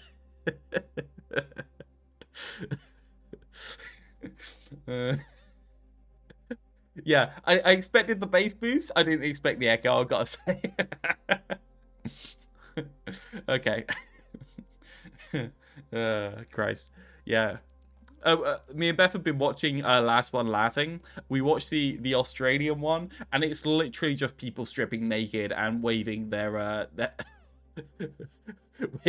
waving their body at each other. It's like some of them are okay, some of them. So the concept behind Last One Laughing is on Amazon Prime at the moment. It's basically you get comedians in the room, and if they laugh, they're out. Right, that's the kind of like the idea. But some of them they got ones for like different countries. They got like an English one, Irish one, American, Australian, German, and there's a couple of others anyway. But the funny thing is, they are so different depending on the culture. Like, in England, it was just, like, perfectly fine. They trashed the room a bit. Some of them were, like, completely clean room at the end. But Australia, stuff everywhere. Just completely ruined. And they're, like, just a naked guy in the middle of it. They're censoring his penis. It's... Pugsoon? Yeah, Pugsoon, sorry. I think this balance is fine. Is this balance not fine? Oh! Yeah! I love Gibraltar. Woohoo! Woohoo! Screw you, Gibraltar. Which team do you think is better?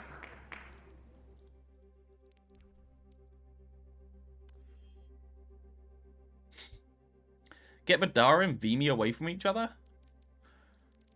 Okay, but this team's really good, so, okay, we'll do that, and we'll leave it at that. Is that okay? You happy? Or is that still too strong?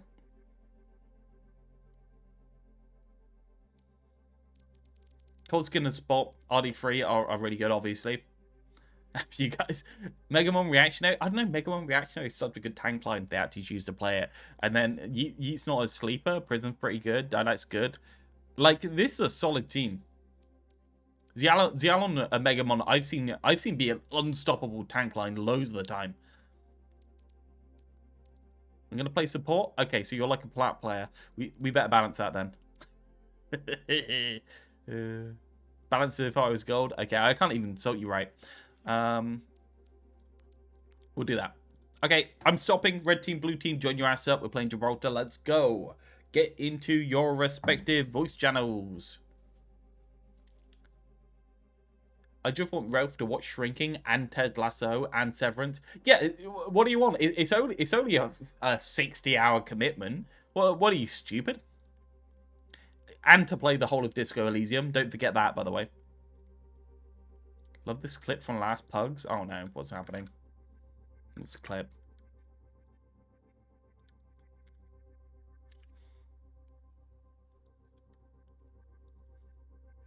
The character? I think it's an interesting addition to the character.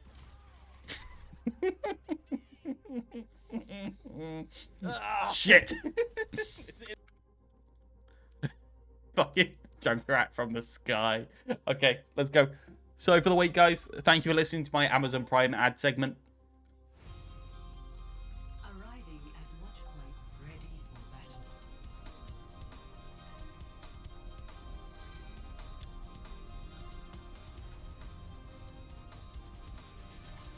By support, I mean people can get in my Malga circle to heal. Yeah, so balance you as a gold player still, right? If you're playing Malga, yeah.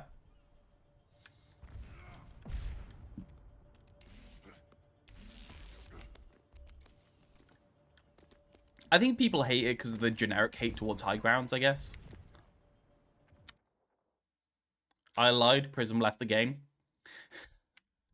Okay. Who's the best person here in order to put in? Cardi?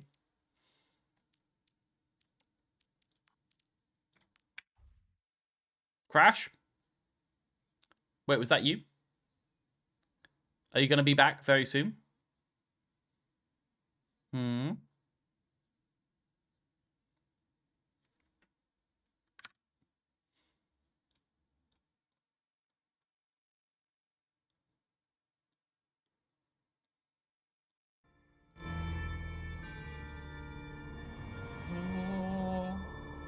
Where is Arathal?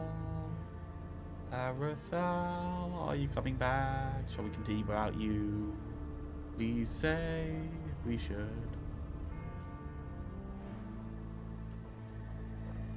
I love Karazhan music. It's so good, man.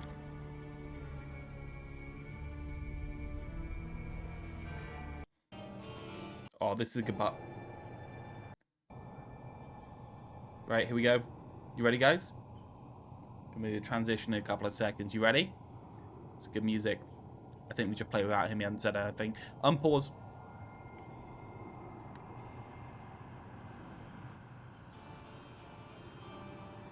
Ah, so good.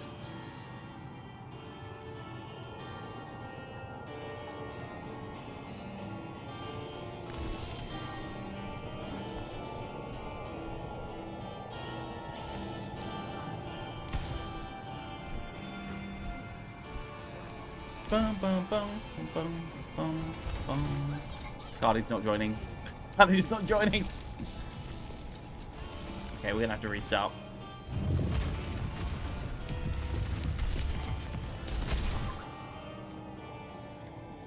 Villainous theme? Man, Karazhan music is just so good, so atmospheric. Arriving at watch point. Ready for battle.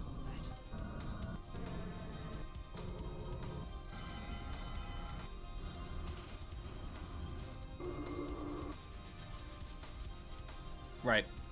Cardi is solidly AFK. Yep, I have confirmed. Flute, you're probably the next best. Get your ass in there. Actually, is that a support option open? Okay, the support's open, so we're going to put Tiefling in.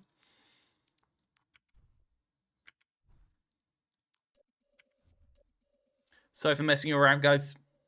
Love you very much. Arathal said crash and then didn't turn up again. Don't worry, I'll be right behind you. Hello. There's nothing like a little bit of there's nothing like a little bit of mercy. Stay close. I can't hear you if you stray. Hello there.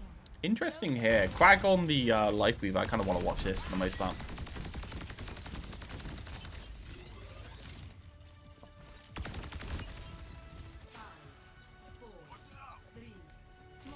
Can you just stand on that? Or is he like floating on the roof hitbox?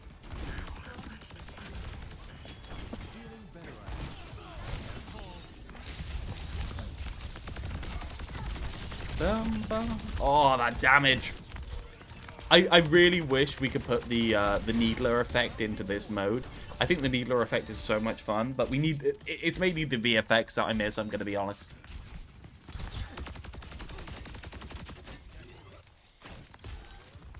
We've already talked about changing around Kiriko and Juno's healing in our development patch. In our development blog, sorry. So if people are a little bit pissed off about Juno and Kiriko's healing being a bit high, which has always been a problem, let's be honest, that's going to be fixed soon. Make them a little bit more aggressive, more killy. Make them do less on main, certainly. I actually kind of would like the damage with Tuafuda's thing. I think that would actually be really healthy for Kiriko if we brought down the healing. Bring the healing back up to a reasonable level if you're still doing damage. But unfortunately we can't take the perks. It's so sad that we can't take the individual perks. Very nice life grip. Lovely stuff. Also above 50% health, they get the life grip refunded down to 8 seconds.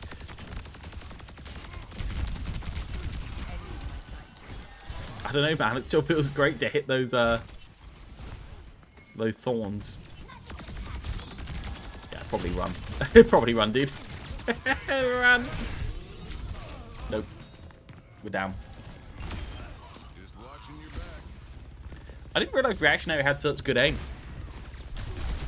I mean, don't get me wrong. I knew they had fine aim. I mean, Reaper does quite a reasonable amount of aim, but.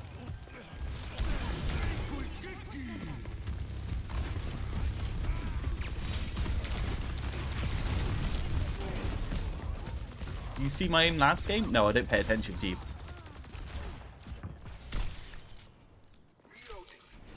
Since hit scans are balanced by damage fall loss, why projectile weapons don't just destroy projectiles after a certain range? I mean, projectile weapons are meant to be balanced by the fact that you can't have accuracy at high distances with without a high speed, right? They're balanced by the speed. That's kind of like the point of them. It's just kind of walked into that RD3. Interesting to see that high ground controller Quack. The moment that you get a life weave on that high ground there, you kind of just dominate the entire match. Pretty even on first point. A couple of fights won by blue team before they crumbled. Being so nice to reactionate. What? The aim was actually really good. Hit like 4 shots in a row. Yeah, fuck you in particular. Okay, can we reduce Bull's health by a bit? I don't know. Does Bull need 500 health out of curiosity, guys? Like, would an average Bull player start getting blown up if Bull had less health than 500? Or is it just insurance against hack right now? Is hack so strong that an average Bull player would hate their lives if they had less? Bull does that for... really? I don't think Bull blows up fast.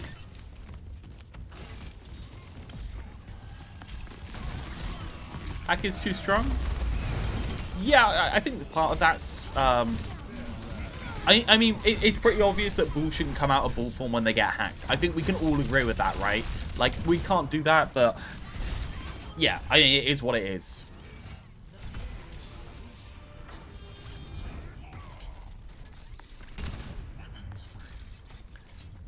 But I'd rather put a little bit more into the health pool and not have the adaptive shields be so much of a thing.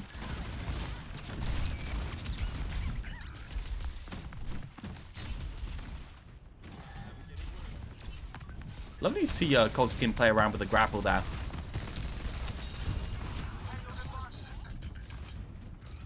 Bull is such a fun character, man.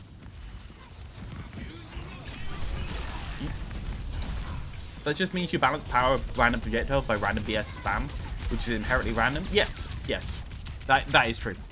You can also balance it by projectile size to increase the chance of random things hitting. But ultimately, once you get to a certain level of projectile spam, things die at random through random breakpoints, and that becomes annoying. Make more sense if they have to go closer if their weapon projectiles deleted after 40 meters? Sure, I mean, there's also the practicalities around it, like...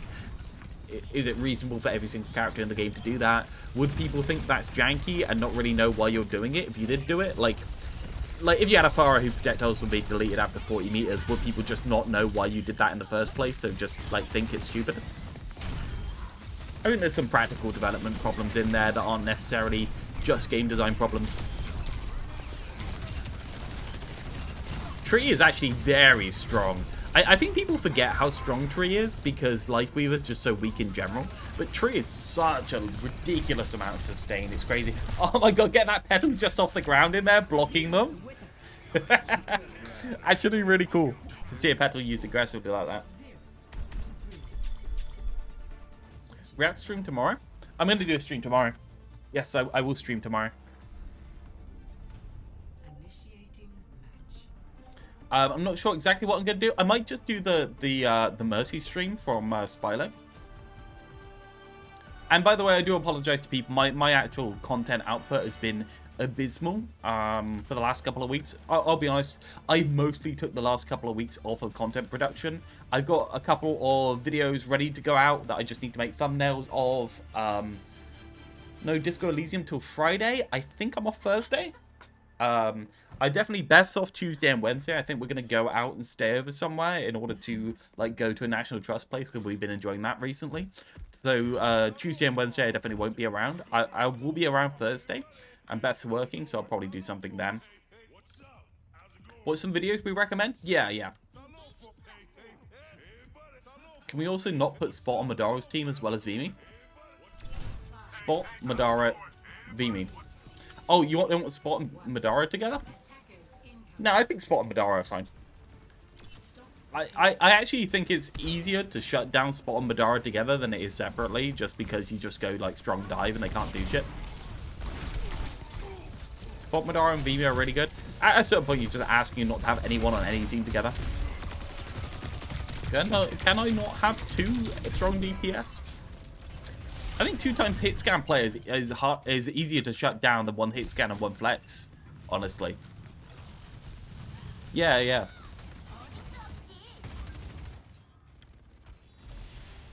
I mean, I'm gonna be honest. Blue team were doing really well on the defense before they completely gave up and started dying to everything.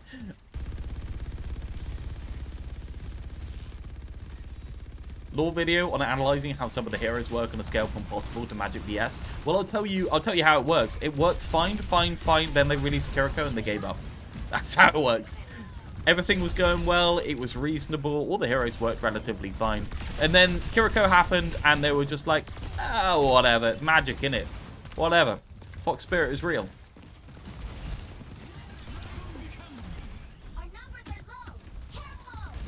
Yeah, I still don't know the implications of Shintoism being canonically true in Overwatch lore. Unless they're going to say the Fox Spirit is hard light, which I really doubt. Is the Iris canonically true as well? So Shintoism and the Iris. What do you think? What do you think the Iris thinks of the spirits of the mountains? Dragons happened before that, but they were pretty obviously hard light representations of their feelings, right? Like that's kind of like the idea. The power of will, love, and friendship, wasn't it? In my opinion. I think dragons were pushing it. I think Fox Spirit is clearly pushing the boundary to a ludicrous degree, and I can get behind dragons just more or less by saying, do you know what? It's just kind of like extra stuff around their sword. Maybe it represents their. Maybe they just had like cool swords given to them to represent their beliefs and stuff like that. Maybe it's not literally true, but the Fox Spirit. I mean, let's be honest, guys. It's a Fox Spirit. It's canonically a Shinto god, right? It's not like, come on. I mean, Japanese people can tap into the spiritual realm. I don't know if that's true. I don't think there's ever been and I think the fact that Hanzo and Genji never like directly reference things as a part of an like I can believe that Hanzo and Genji believe those things, but they might not be actually true, and they just have a cool sword that does a representation of it. I think Hanzo and Genji are kind of like that kind of guy, the type of guy that would just, I don't know, get someone to make a cool sword for them because they believe in themselves, because you know what, Yakuza and all that kind of shit. But I don't think Kiriko did. I think Kiriko really has a Fox Spirit. And I don't think that's okay, and I'm upset. Man, look at them trying to go around that life we were there. Hey Deacon, how you doing, dude?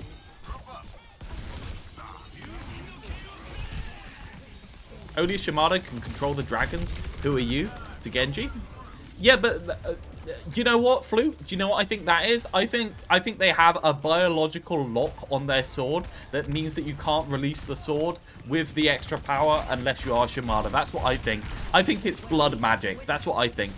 Not blood magic, but you get what I mean, right? Like I can kind of like rationalize it away with them.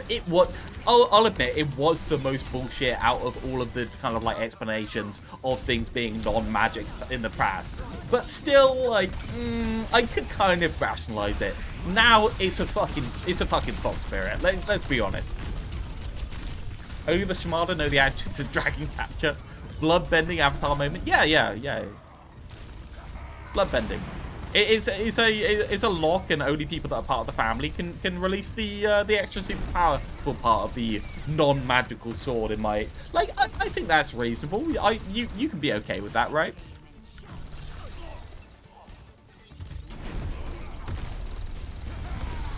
It's like in Naruto, life force they accumulate. No, I think if you didn't want to believe that there are real gods. I want to know when Overwatch is going to validate the Christian gods. I want to know when Overwatch is just going to say Jesus is a real thing that empowers my sword with a random guy, right? Where's the white Christian representation? By the way, I'm not Christian. Just to be explicit there. O4 is something related to tattoos, but in his black box skin, it's clear that Genji doesn't have any tattoos, and neither does Kiriko. Yes, he does have that tattoo on his arm that lights up, right?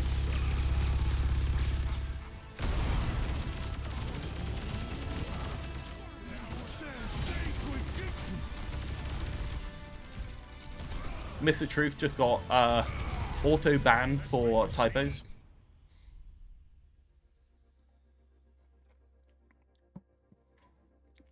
Jesus is common in JoJo's. Yeah, I think quite a lot of the Japanese lore has a thing for Christianity in general.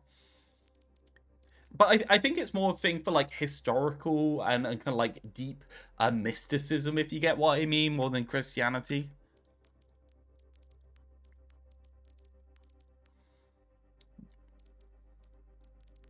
Yeah, the teams were a little bit unbalanced, but I'll be honest, I think I think the team actually held it together really well there. I don't think it was horribly unbalanced.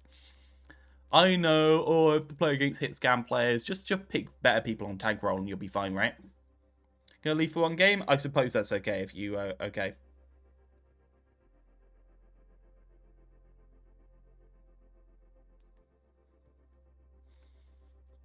Can we just not put any GM tanks or DPS on Madaro's team?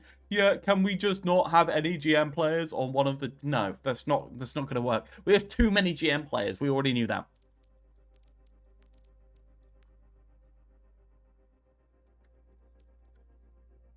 The issue is that people don't want to pick those tanks, that they don't enjoy them. Yeah, no, I agree. I think there's a big prevalence of... And that's one of the problems, right? The trouble with pocketed hit scan is pocketed hit scan is too good. And I think the trouble is quite a lot of the people are crutching by playing Mercy and pocketing the hit scan. Or if they're not, they're focusing on hit scan too much. There's ultimately nothing I could do about this. Pocketed hit scan or good hit scan implies that you have to play dive against it. All I can do is ban good hit scan players. Like, doubling up on good hit scan is one of those where it's like, I can't stop this realistically. We have too many players. Spot isn't even that high. Is Spot even that high rank? I think Spot's a reasonable high rank.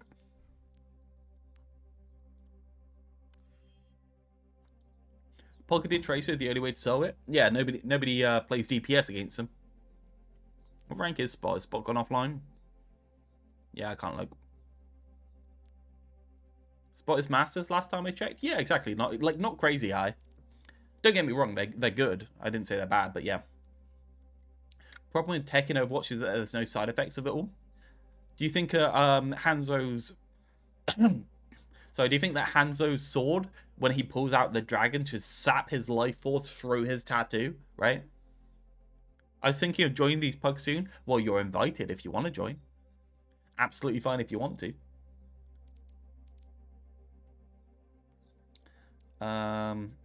Reactionary, Cardi... Torbet? Torbet hasn't been in, right? Has Torbet just joined? Yeah. Who hasn't set out? Val, get out of here. Val, it's a pleasure.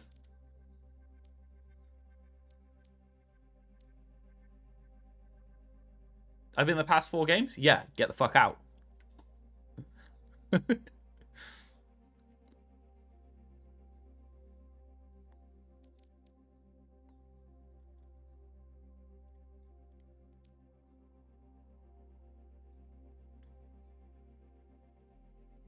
I'm Arab, Yeet. How do you know? Oh, he's just racist, so he just calls everyone Arab. It's just how he is. I haven't put anyone on the team yet. I'm still balancing.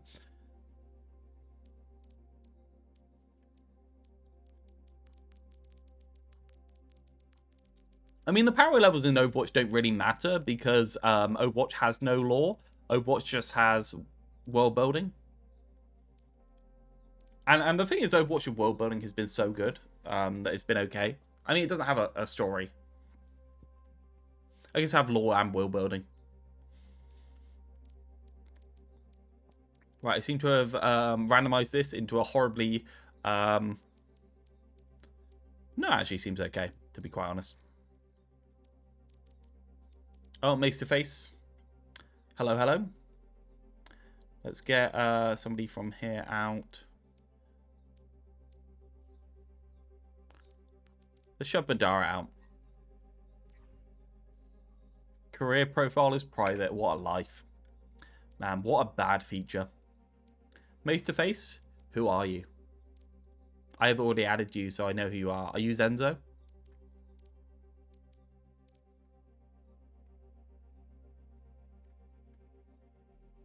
Plat 1. Okay. I'm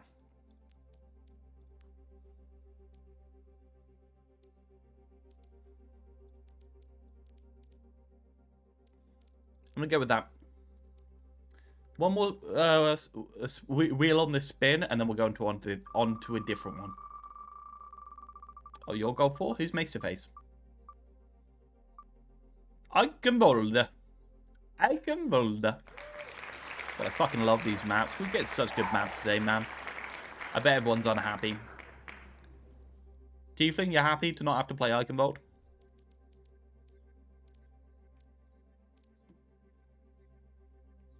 Here's my question. I won't comment further on it. Why is it okay to tell every other player in the lobby to play different heroes if they don't want to get admin locked by aim assist hit scan, but it's not okay to tell aim assist to not play hit scan?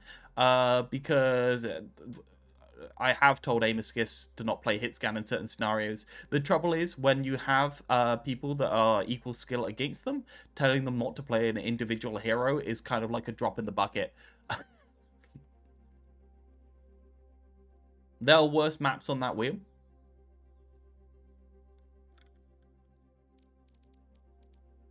Your trouble was that I have 2 hit scan. I can either ban all hit scan in the game, in which case you don't have to play against hit scan, or I can allow hit scan in the game. That's kind of the situation. Like, there's always gradations in there. You want me to ban specific people from playing specific heroes? I can do that, but I'm going to say it's not going to increase your quality of play in any meaningful way. I'm not saying that people need to... I'm not saying that people need to play a specific hero into it. I'm saying people need to pick a category of heroes that include about 14 or 15 heroes. I think that's a bit different. And also, stop bitching. I don't care. It's been too much stress running this with whiners. I understand. They are mixed rank lobbies. It is what it is. I do not care. Flu, I am not reading that.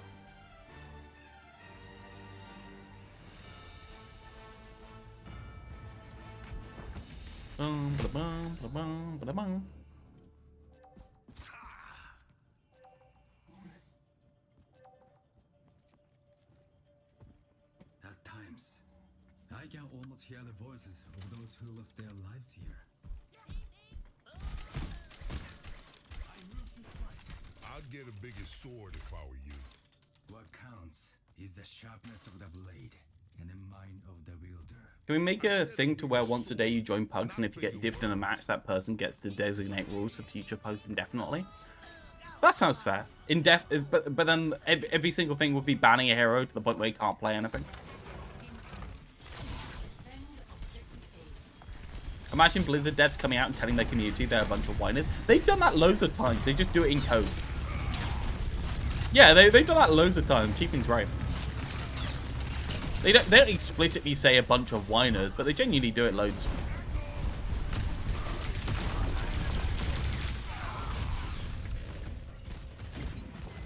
I don't think it went well any of the times they did it as well. Right, so Torbet and Rodent are playing Ram and Malga, which is a very aggressive frontline comp. Ram's so low there though. They got no. They're gonna be okay. Cardi's pocketing, but not quite enough. This is, I think, maybe a white for red team, so it's getting pretty close here. Maybe Cardi goes down. Yeah, it's going to be a struggle. They're going to go down.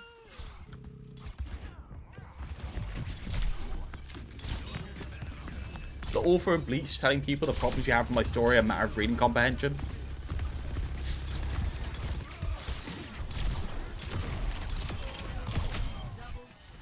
Yeah, backing it up with data, 100%. They're doing the whole so there's an obvious thing you do when you get complaints about food and stuff like that.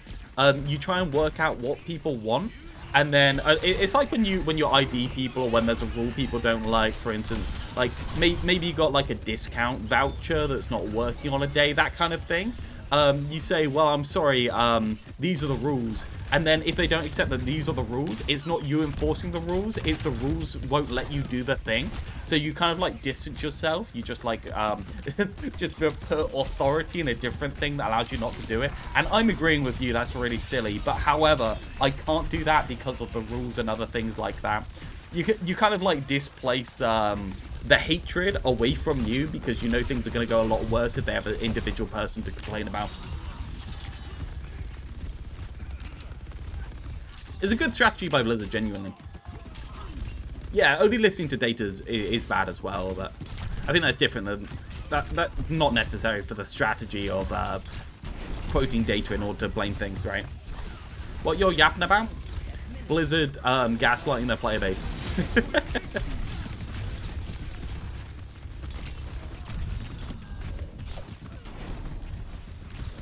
I didn't even know you could climb on that roof, I'm going to be honest. Ooh, Red Team look like they're going to be able to take this over. They wiped everything apart from Vimy. Maybe Vimy's going to team wipe. They are not going to team wipe. There's the spoilers. There you go. Maybe not the best blade in the world, but we pulled out. It's fine. Now, my question is Blue Team going to fold immediately when they lost one round, like most teams do in this? They stop communicating and start tilting. Ah, why are you doing that? Torment runs off. Sees they're there. Just, oh, off we go. I'm reading the comments on the flats reacting to Spylo's video, and they are indeed hostile. Oh, that seems like fun. That seems like fun, man.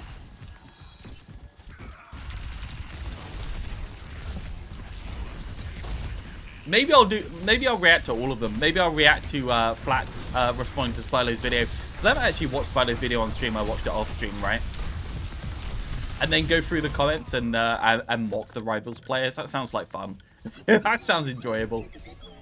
Someone called Spylo's video slop content? My dude, I've never seen slop content in their lives. Spylo's video is literally a scripted video essay. That's what it is. It is the like highest effort content you could make. I mean, to be fair, Spylo could present it in a bit of a better way. His editor's really picking up the load. Spylo needs to buy a better camera. His content's too good for him not to buy a better camera at this point. But like half of it's B-roll with Spylo talking over it. It's clearly done in one take to the computer. But it's clear that Spylo's written it and edited the script in order to make it good, right? Like, it seemed to be very high effort from what I remember. Anyway, obviously that's a Rivals player, so we ignore what they say regardless, but you know. Want a better camera for the next gown stream? I mean, it wouldn't hurt, would it? Wouldn't hurt his popularity. Man, that man is so attractive. The nest got a bit old. Yeah, I feel like the nest bit has got a bit old, right? Like he's done it for a while, and it's, you know what? You can't just come out on stage and do the same joke, five days a week for years at a time, and it'll still be funny, can you?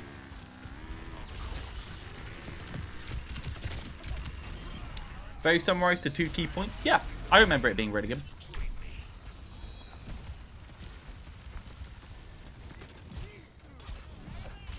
I think looking back on my video, it definitely wasn't content, exclamation mark YouTube content made to slop onto YouTube. It was better and worse in different ways. Definitely not suited to YouTube. I'm going to release the individual segments on the second channel over the next couple of weeks. And I actually went through the individual segments, and I think they might do well. Depending on how they're presented for thumbnail and title.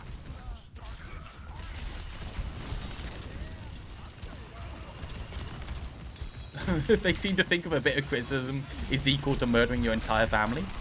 Like, dude, do not touch my Chinese slop game. Do not touch my mobile monetization slop video game. How dare you? My child.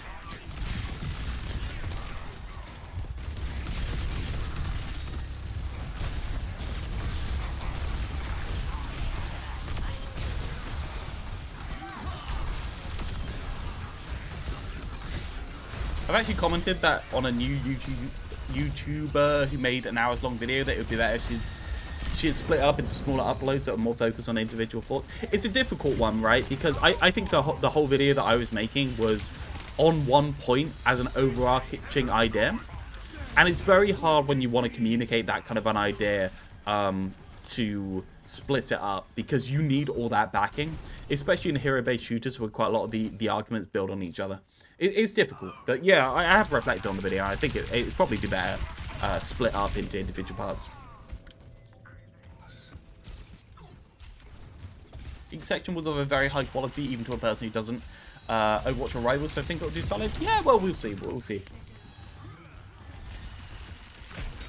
You critiquing things I enjoy must be a reflection of how you despise me as a human being and all I stand for. Well, that's true, Zenzo, but it's not about Rivals, right? You love a game, you'll shit on it constantly? Yeah. I think hero-based shooters are one of those games where it's so easy to shit on them constantly, because there's pretty much limitless potential with them.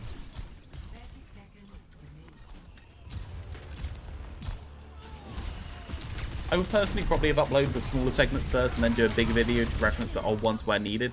Isn't a bad video you made in any way, but for viewership numbers I think it would do better since you have content for multiple weeks. Yeah. No, I agree with you, Swede. It's a difficult one because I do feel like each individual segment's very easy to disagree with, if you get what I mean. I think without the overarching point that builds on each other to say that the game is fucking mobile slop, that is there just for engagement and nothing else, and all of the things are made there for engagement, I don't think each individual segment holds up that well. And I'd just be concluding it too many times, if you get what I mean. I'm bad at writing intros, I'm bad at writing conclusions. Maybe that's my problem. Maybe I just shouldn't write intros and conclusions. Maybe I should just tell you what I'm gonna say it, and then tell you that I said it as a structure for a video. But you know.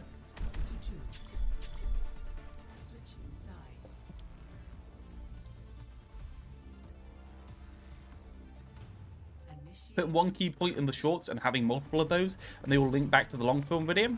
Yes, I think one of the things with those shorts is they're really good for getting long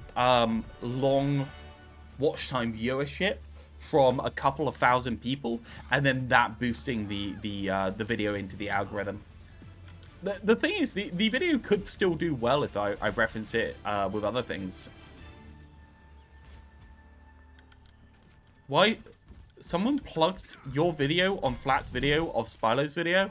Excellent. So how far down the human centipede of content is my stuff? Is it like 4th level down the human centipede? Am I like at the end of the human centipede, right? There's nobody attached to me, right? Oh, Christ.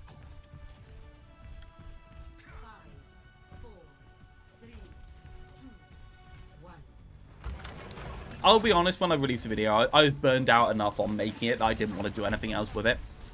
But since then, I've cut up 4 segments. I need to cut up 1 more segment, and I need to thumbnail them all. All the 4 are already uploaded, so I don't need to do anything else with that. So I'll start hitting it in the next week.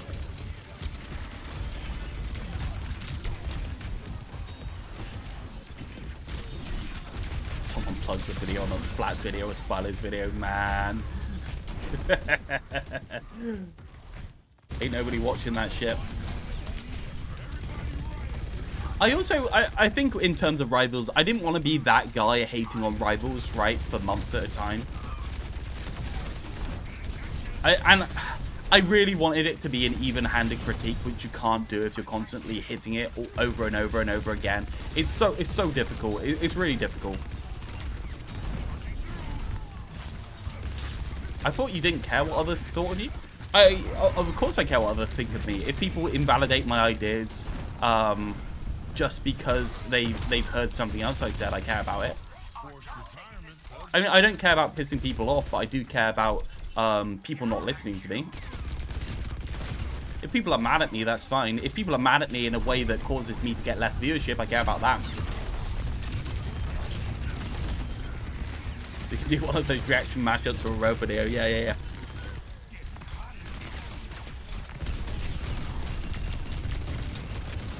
You can't trust them? I trust Gabe and yachts. That's what I trust. I think Gaben has a lovely yacht collection, and I trust him implicitly because of it.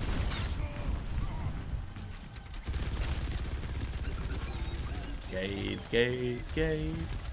He's magic, you know.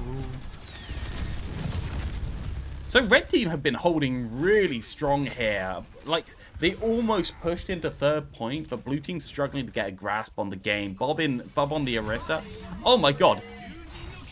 The boopage. They need to activate Fortify earlier, man. One goes down. They're kiting really well in here. They do actually cap out.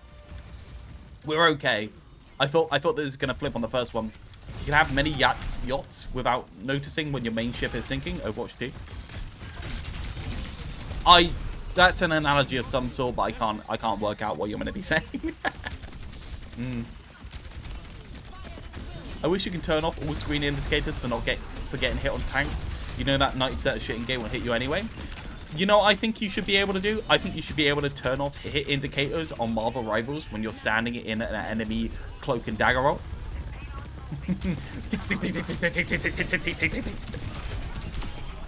Remember, it could be much worse, Truth. It could be much worse.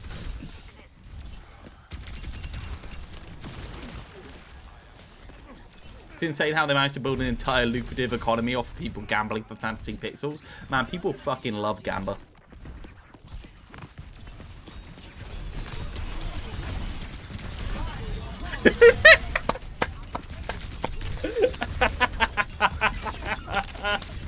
Oh man, it's so much fun, man. I love it. It's so good, but it's so fun, right?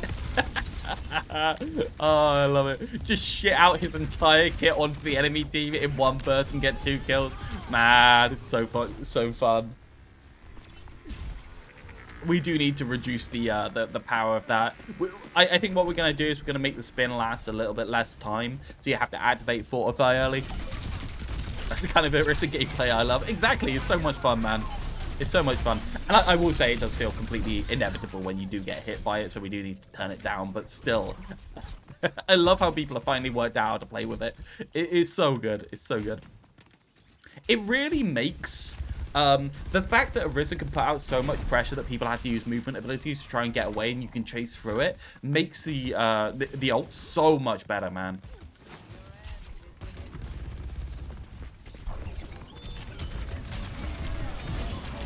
Oh, where are we? Fortify, kill him! Kill him with the Fortify! Yes! Nah, he's just gonna get burned. You're trying too much. Too many people die behind you.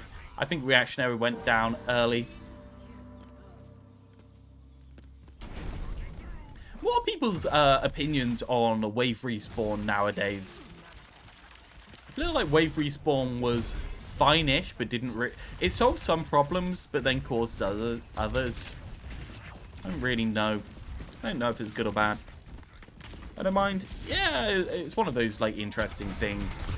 We all know what problem it was trying to solve, right? Like, it's fine, but just feels like it doesn't happen very much now. Yeah, I think it was basically introduced to try and stop Clash fading completely. Personally hate it. What's the reasoning behind hating it? I know we've talked about it before a couple of times, but be interested what you think if you're new here.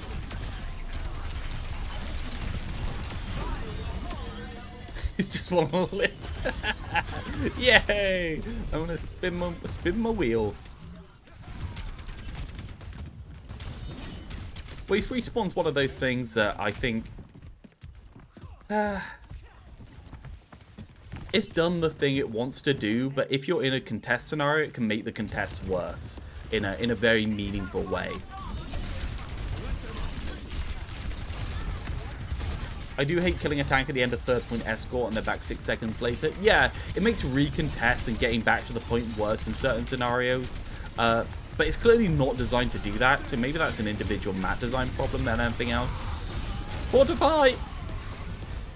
Not quite able to do enough.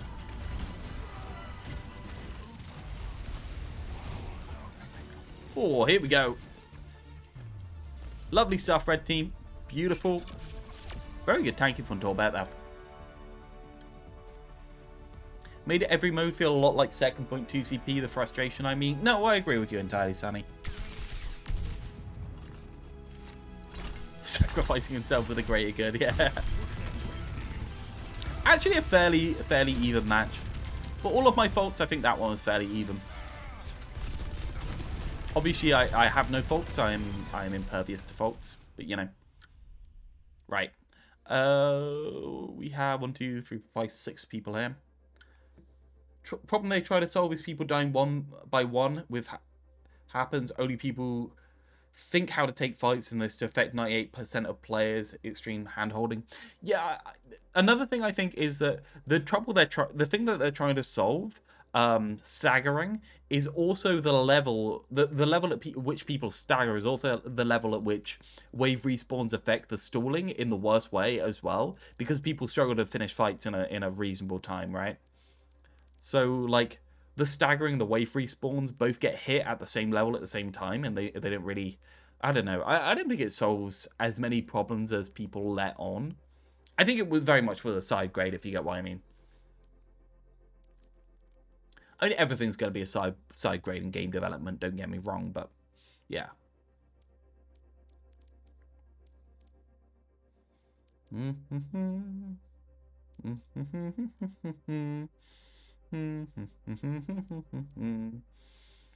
Synergy tops.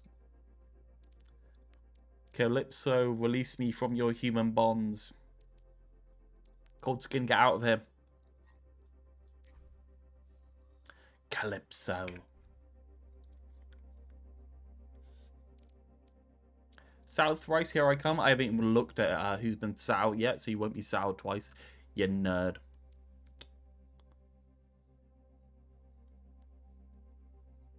Oh, I haven't even balanced yet. I'm gonna complain.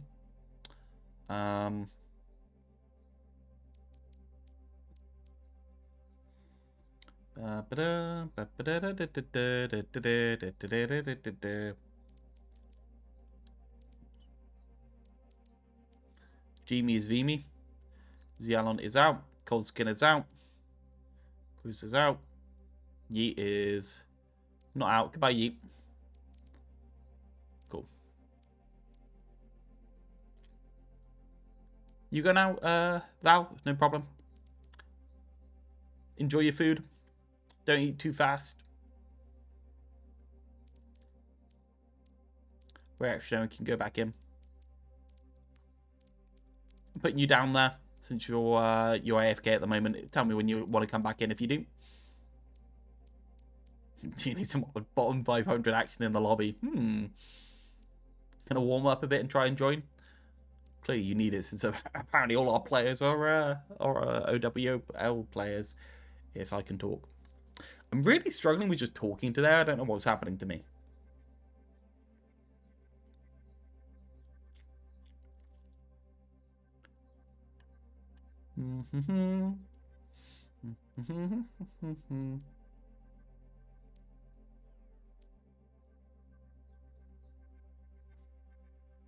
Okay, we're gonna go with this.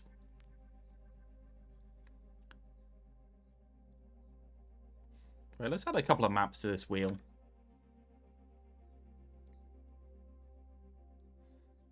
We're gonna add Busan, Ilios, Lijiang, all on there.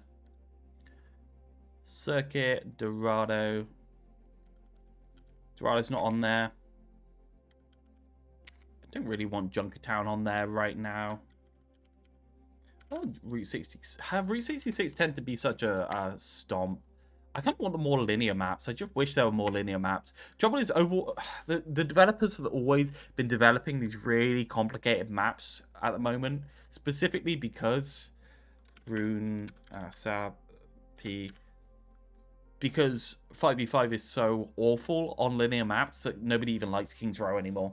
Which is just a crying shame. It's actually such a damnation of 5v5 in general that people stopped liking King's Row.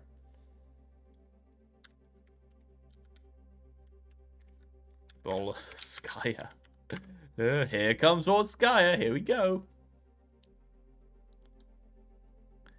The React content treadmill must be absorbing your life force. Yeah, it seems to be.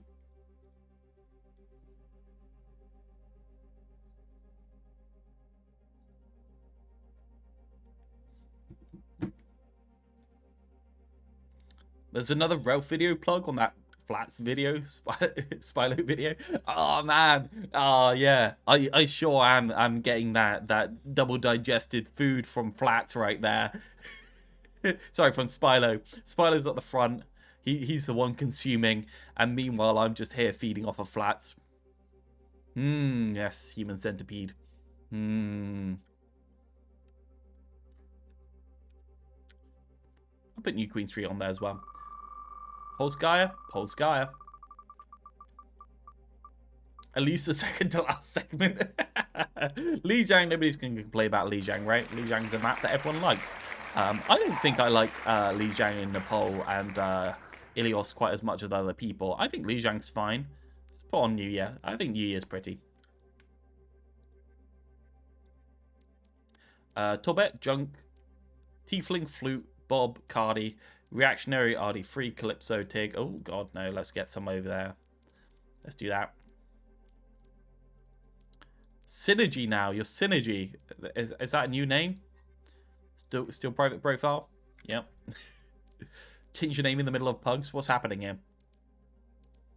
No way, Miss Lijiang. It is what it is.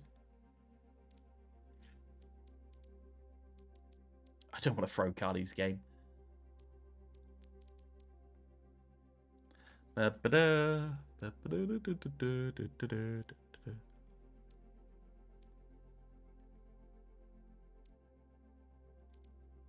Any complaints about balance?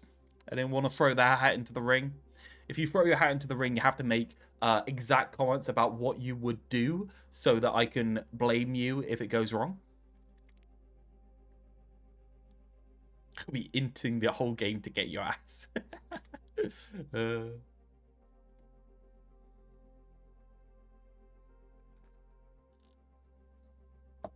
I swapped with Madara, you overestimate my skill.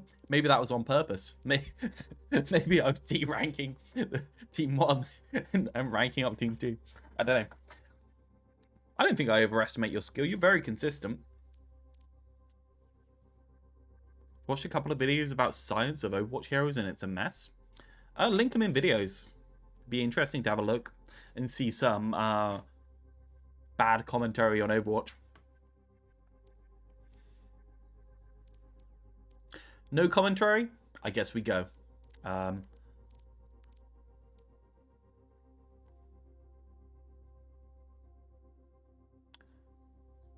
want your reaction on a good story 10-minute video. A good story? Is it in videos? Now arriving at Lijiang, ready for battle. Yeah, if anyone wants me to look at anything, can we stop? Red and Ocean, can we stop fucking chatting in the videos channel? What is this bullshit? I mean, come on, guys. This is the videos channel, the videos Realth should watch, and you're just fucking yapping. Bull, you're just as bad as the rest of them. But how far is it until we actually get to something?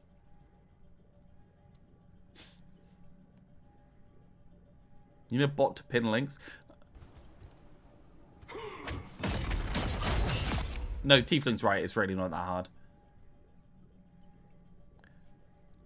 The funny thing is, quite a lot of the skill curve to melee DPS that people claim Rivals has, and why it's so okay for them to have complete bullshit in their game, isn't actually a skill curve. It's just a onboarding hurdle, right?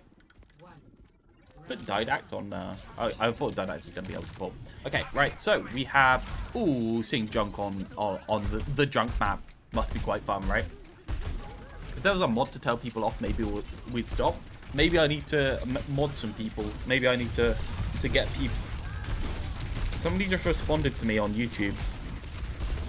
You're a washed Overwatch channel, brother. No one from Rivals is gonna see this shit. LMAO. Ouch.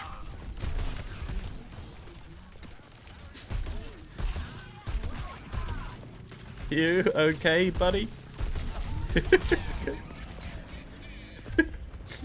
Ouch. I'm not acknowledging that. From Rivals and the players, the community, no one from Riot's gonna see this shit. Apparently I'm washed.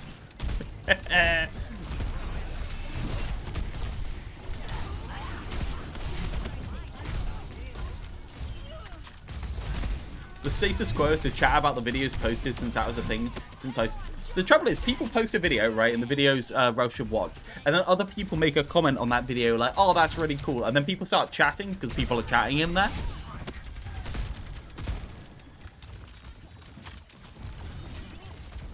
Fixed by Net. Welcome back, Net.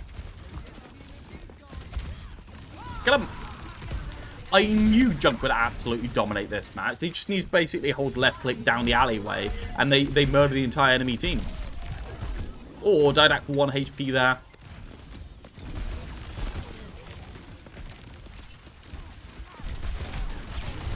Yeah. You were dead the moment. You see him getting the mega, just like, oh, I'm fucking dead. He knew. Make me mad and I'll ban at anyone. Make me mod. I think you've got it when I say. And I'll ban at anyone checking the videos topic. Make videos Realth should watch great again. That is, yeah, that is certainly a run. I'm curious for the change you made to Orisa. To give Orisa a fire ring on Fortify. I wonder why you didn't give that to Malga's Cardiac instead. I feel like it would have been more thematically fitting for him to have that ability instead.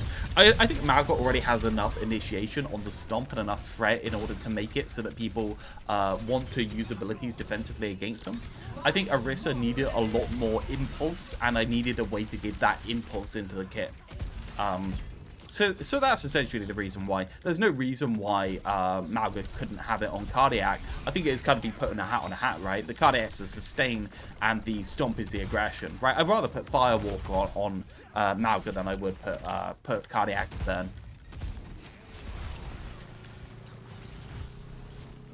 That's just me, though. You can disagree with that. I'm not stuck to either one. I think Firewalker is a more elegant solution.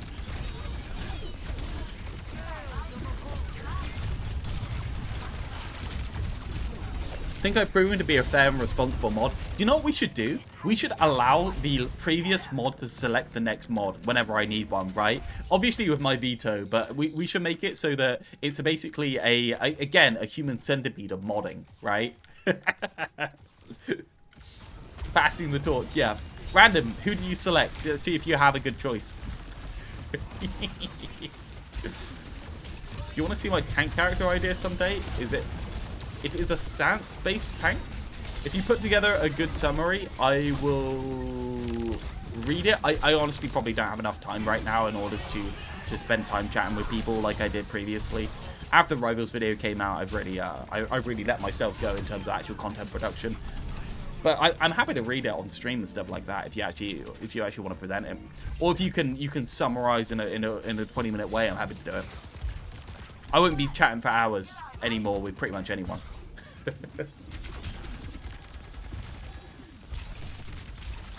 Probably Megamon. Is Megamon not already a mod? I thought Megamon already was a mod. Is that just one that I thought I did, but I didn't do?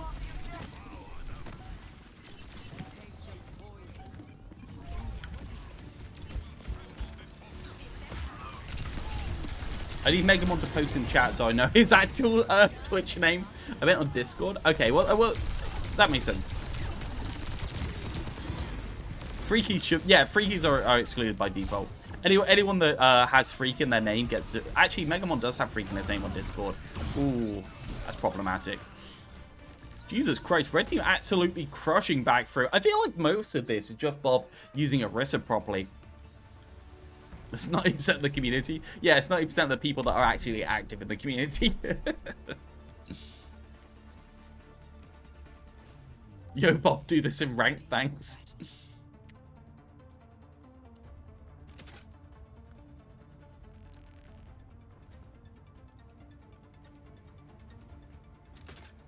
You're not a mod on Discord? Shall I just mod your Discord? You're not on mine. Actually, maybe you're on mine.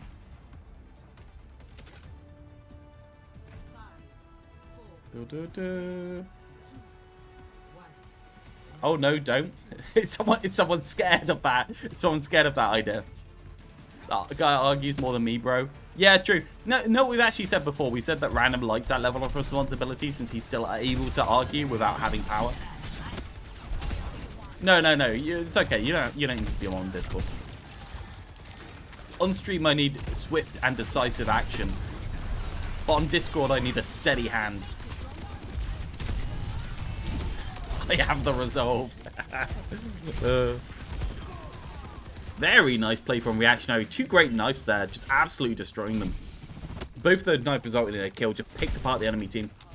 See, Reactionary's like, oh, don't put me as a good player against Madara, don't swap me with Madara. But genuinely, like, if Reactionary is able to land these knives or get kills on Reaper, they do almost the same match. Like, look at that. Don't swap me from Madara, just goes and absolutely decimates the enemy team with 1 knife. Pick the video channel, good content. Oh god, what's happening? Overwatch 2, Hazard barking in all languages. Okay.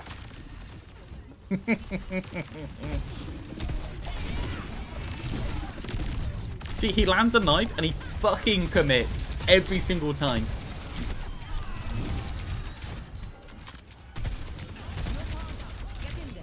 Some people show a shift in how they behave if they got mod. Yeah, 100%. I don't want to ruin the fun for people. I don't want to make my Discord a job. What a terrible idea.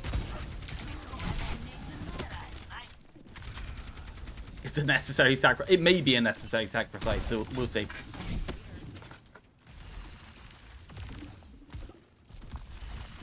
You might have to unblock some people so you can see them in order to ban them.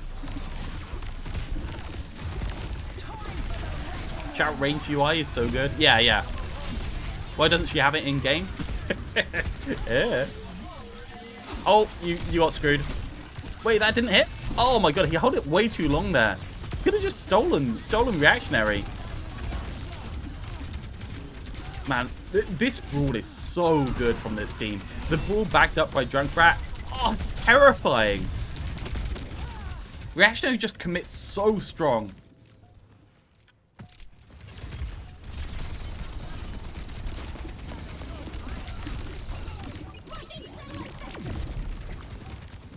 There you go.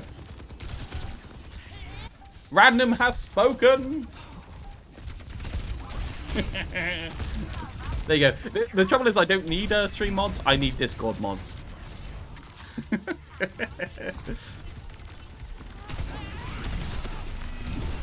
Pass the torch to you. Yeah, you can retire in peace, Random.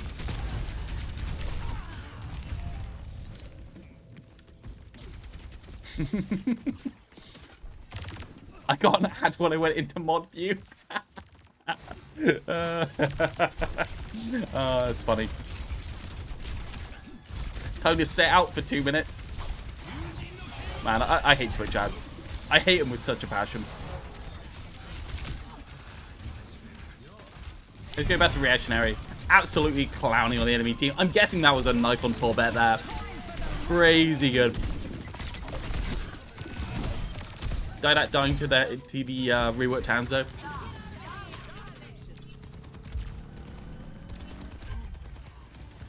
Just give me probationary mod on Discord and I will agree to give it back after a week. I'll demote myself after a week, yeah. Haven't got an ad on this stream so far, or you're lucky. Again, just to confirm everyone, I cannot turn the ads off and I do not control them. If I started running ads, it would actually add people a lot less. I'm hoping for an easy mission. Don't make this harder than it needs. I'd be a better mod, trust. I severely doubt that. Everyone here gets banned, just ban everyone, yeah. I'd have to unmod you and then spend, like, no doubt, like half an hour to an hour finding out who you banned and then unbanning them. The amount of chaos you could cause.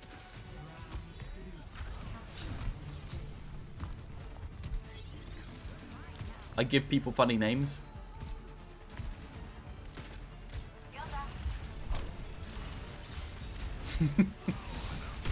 What's a Cager? What do you mean, what's a Cager?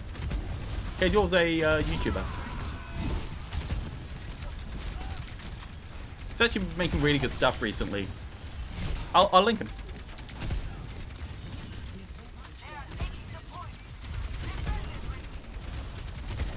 I accidentally googled Jackal.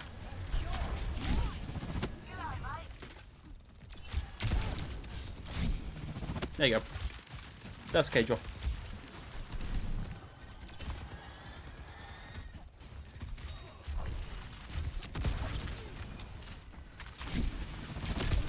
No, he's a great guy. He pops in from time to time. I love Kadra. 1 of the 5 coaches that makes content. Just don't ask Kadra about internet security. Yeah, I heard that he loves advertising scams. That's just the thing he does.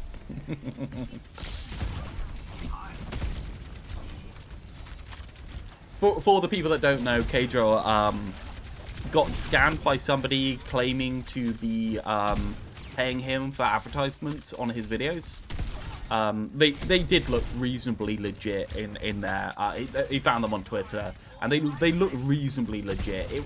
I kind of felt sorry for him upon seeing it, because it wasn't like, oh my god, you're a fucking idiot kind of thing. It was like, you made bad decisions, but like, I understand how people can do that. Agent mistaken ad choice. got him. Fucking hell. Oh damn.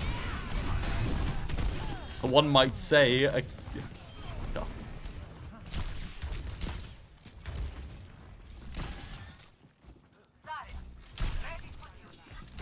They seem to think the vid released recently, and that he's trying to doom post along with support strike and stuff, and the video is months old. So funny, man. So the thing with my videos, I would have released it like a couple of weeks after Rivals started. Like, these videos don't get made in a week. The content production on Spylo's videos is probably like a week or 2 of him workshopping and writing, and then a week or 2 of probably like a couple of days to record whenever it's convenient to him, and then probably like a week or 2 on editing for somebody else to edit it for him. It actually probably takes him like a month to put that together in total, from conception to getting it out, and that's it with editors. It's not fast.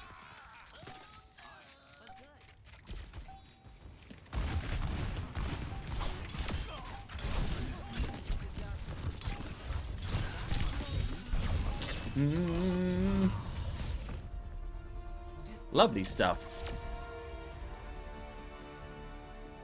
Man, what a comeback. What a comeback. Reactionary there, like, oh, well, you can't compare me to, yeah, well, okay, yeah, seems like I can. Strong tank line is definitely a really important thing. So good, man. I did love this play, though.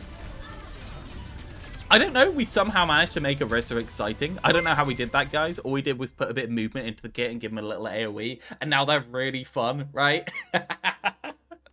Like, that's so much fun to watch. I love it. Thanks for the follow. Oh, man. I love watching Orisa now. It's so entertaining. Twix. Hello, Twix. How are you doing?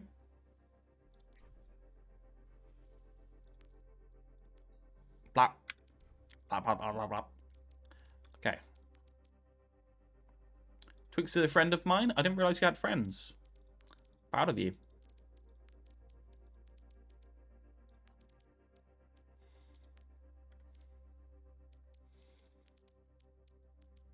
Quag, are you back? Val, are you here or are you eating still? Also back in? No problem.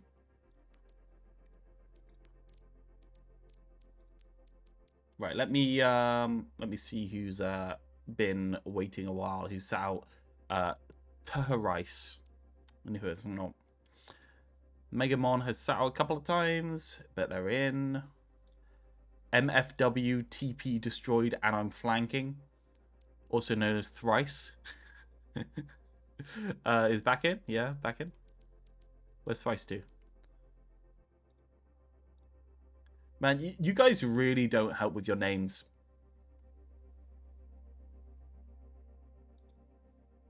Prism is Thrice. Prism is Aranthel is Thrice. I swear to God, man. Stop changing your names around. I know you've been Prism before, but keep changing it.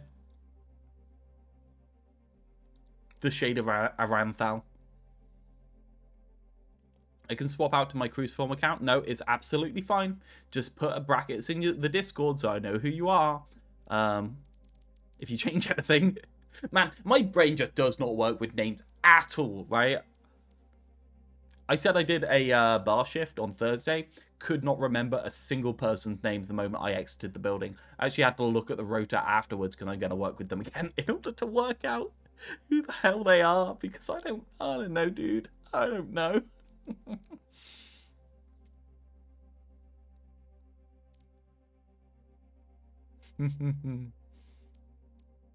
Yeah, it's why I put Freaky in my name, so that Realth knows that I'm one of the assholes.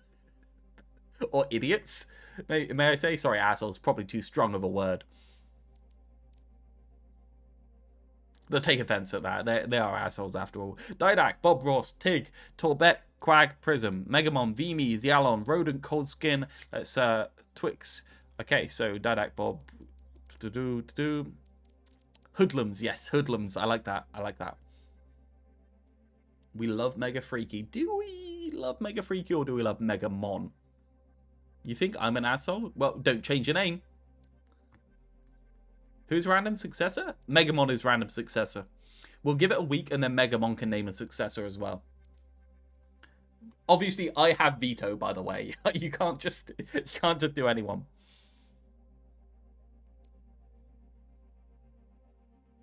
I think this is a great way of doing it, by the way. Handing down the torch. Twix, Rodent, Yellen. I think that's quite strong. How good is Tig, guys? I feel like this goes here. This goes. Tig is good. I thought Tig was quite good. He stacks with me in full. Okay, I guess we do this. I think I'm happy with this. Let's spin the wheel of justice. The wheel of justice. To always give you good map picks. Fucking Magnet on Peninsula every single time. What's wrong with people? I don't know why Peninsula's like this. Where is he? I hate Peninsula. So do I, man. I don't know why I keep it on. Actually, I don't hate it. I think it's just the color scheme that makes me not like it. I wish one of the maps had a little bit of variance, right? I actually think the maps themselves are fine. It's just so blue, and it's just like so, I don't know. Didn't realize there was a Hanzo rework. Yes, it's not in its final state right now, but there is a Hanzo rework on clock. Essentially, hit people to mark them for 8 seconds. Next hit does a little bit more than damage it was currently doing in terms of your arrow damage. So it slowed down the damage in order to be able to hit it twice. But the rapid fire arrows have been sped up in order to be able to hit a couple of people with them and hit off walls and other things in order to scout out for them. Such a good idea. Didac's idea. Blame Didac for this great, amazing new content. Okay, let's go. Peninsula. Red team, blue team, get your ass into the correct places. Yes. Is Freya in 6v6? Yes. Freya is him.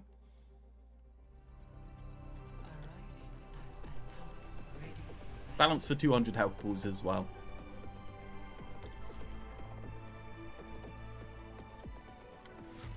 Music's pretty good. What else in music was that good?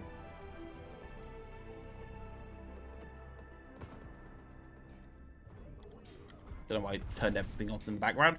Okay, you go there, and we're gonna join this lovely channel. Yo. Oh, hi. Whoa, whoa, whoa. Hello.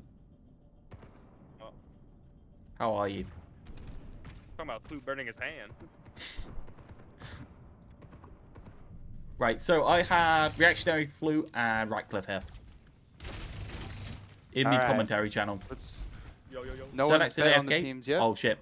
Yeah, Didac's AFK. 5, 4, I'll restart. It's okay. 1. Who is in the low ones? Twice. Let's get. Let's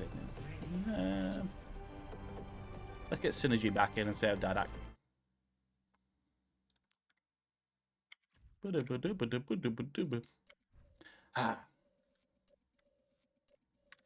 Can we get a Discord channel that lists denied mods, publicly shaming them? That sounds like a wonderful thing to do. Whoa. Oh, I know why you weren't turning up, because Discord has opened 4 different volume mixers on my my control panel. Hello. Hi. Yes. So Yo, we yo. have on the Mega team. We'll call them the Mega Freaks. You have Diva and Ramatra tank comp. What do you think of that? So we need play-by-play and we need color casting, okay? Am I color Well, casting? Yeah. Diva I and think so, Ramatra, maybe. very strong. Obviously, DM's really good. The Ana there as well, lot of throughput, a lot of speed. I think that's going to be really good. Torbet's been going really well on the Ram recently. What about in comparison to? Oh, sorry. Continue. I didn't say anything. Wait, is Flute? Have I turned down Flute? Is Flute talking? Yeah, Flute's sort of 0%. Flute, what did you do? I can't remember. I didn't do turning you down. anything. You just hate me for no reason. Which is a big yapper. I had it turned down to 0% on the volume mixer. Damn! Immediately, the Mega Freaky team just annihilates Junker Queen, and the enemy team has already lost Junker all Queen. initiation. Unfortunately, it looks like the Bob team has decided to go Arisa Junker Queen, which I can imagine is not a very good tank. Man, comp. I blue don't know team's what just you playing guys would so say. ridiculously fast, aren't they? They're just shitting out all And their the lack of resources at once. and a lack of a Lucio on red team, or sorry, Bob's team. Yeah, With a Risa Junker Queen, very important to have speed on that team, you know. they're trying to poke hole, but it's going to really struggle without some sort. I think Juno's very They got strong in it. this mode right now as well.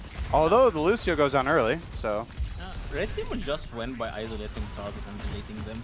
They do not have enough initiation bar, but have much more angle control. How does one move the Discord overlay downwards? Can I move the Discord overlay? Is that a thing I can do? unfortunately the problem is there shouldn't be any stragglers on blue team, not normally anyway. No. That stragglers should only have to be forced, so Yeah, I mean, Tracer The Genji's only just time there capable should of be playing so stragglers. fast, isn't it? They should be able to keep up with any speed the tank line find. And I think Bob's gonna outspeed the rest of his team's ability to go forward. He really needs to be careful about what angles he plays in. If he goes in too deep, he's just gonna get burned down. But Red I team think does- he's free to do so. Like, blue team is basically a dive team with a book core of Ram and Ana. Like, he's free to go in. There is no really punishment. and the soldier goes down immediately, very fasting. See, blue team do have plenty of poke in their team, like Flute was saying. Although the rodent shouldn't have not gone down with, especially if you have Mercy on your team. The pocket should have been able to save him there. Like, they just need to control the angle. Like, they lost the angle when the soldier died, and that's like when they lose. Yeah. They just need angle control. Red team. Blue team definitely got a very good bomb, killing one member of the enemy team. I'm bad commentator, so I couldn't remember who.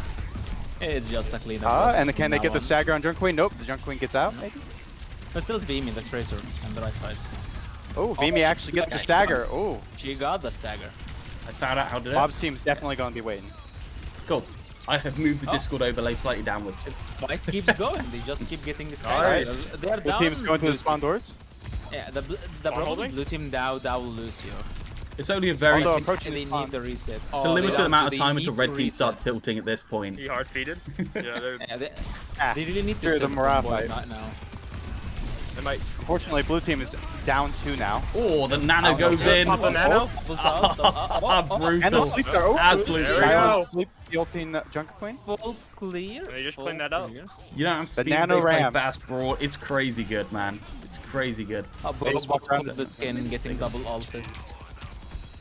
Poor cold skin. The very big problem on the red team is they have no peeling at all on their team. There is no peeling at all. Let's see how So we can make that if happen. blue team can get the rush, they'll win. Because there's nothing to stop them. No CC, no nothing. Wanker. Yo, can we Healing get wise, one Mercy? I got mod? Mario Mercy. Yeah. Oh hey Bob. Hello. I need the bands. How would you say the events for your team went so far? Who would you say is to blame?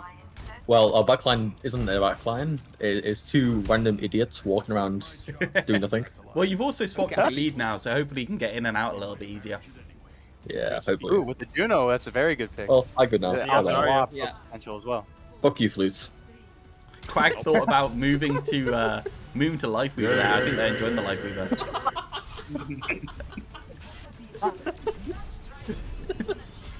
Oh, alright. We have Zarya, Orisa now. This can be extremely good because Orisa's whole game plan is to rush the enemy team and blow them up. With Juno and Zarya, this is definitely a much more stable comp and rushy comp for a team. Yeah, with the Life Weaver coming out, Go in, nugget. Blue team's definitely moved a lot more pokey here. Core as DBS. Oh, that died? Wasting lamp. No mech. Oh, and there he goes. Island goes down. Nice, nice. Looks like the red team was able to commit to the rush. He's having a really difficult time dealing with the Bob is full committing, but the rest of his team's already back in spawn. Chasing around a Unfortunately, diva. it looks like Megamon Diva is pushing the entire red team back. The Tracer Single-handedly carried. The Tracer Diva is just annihilating the red team's If back Bob line. was paying any attention, maybe he would have realized that his team was in Narnia. Favor, just red team's favor. Yeah, if only Bob fell back. Well, Red team still seem to save this though. Yes, apparently can't throw quite hard enough. It seems like red team's still able to cap out, able to hold steady. The Orisa keeps walking forward, no fear, even though their entire team is. Just on the right angle. If Gin just takes the left one, like pressure book from there, they should be fine. And Bob again. Ooh, almost They're died. going in for the ult. The amount of pressure there has forced switch. all the cooldowns out of the team. They don't have anything to follow up on it. You can't just use one thing. I think that's what they forget. Oh.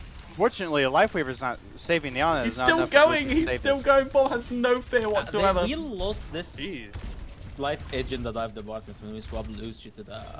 I do have Nano. Blue team's basically been forced onto this weird high ground nobody uses. The problem here with Blue team is that they have Orisa Zarya, which burns through Diva, with the Orisa's Fortify burning through the Diva, as well as the Zarya's Nano goes on. Eat through the 8 Matrix. Just burns through Cold Skin. 4 punches and he's out. Excellent immortality field, saving the cast. But unfortunately, it looks like Blue team took out the rest of the backline in the process. Tolbert getting all the way in. I think Bob Ross might have actually stolen him into his own team before the Nano went on. The problem here is that the red team did not peel all for the Diva, which is a very easy peel because the Diva cannot eat any damage really. Zarya outputs, let alone the Orisa. Yeah, it's very true. They get the take pick, which is Excellent massive staggers, for them. But they're excellent so staggers. deep into the enemy team. I don't know if they can get out again. Megamon getting demeched there. Tolbert in on. Able to do a lot. Almost getting Cold Skin down. 1 Oh, HP. Zarya survives. Oh.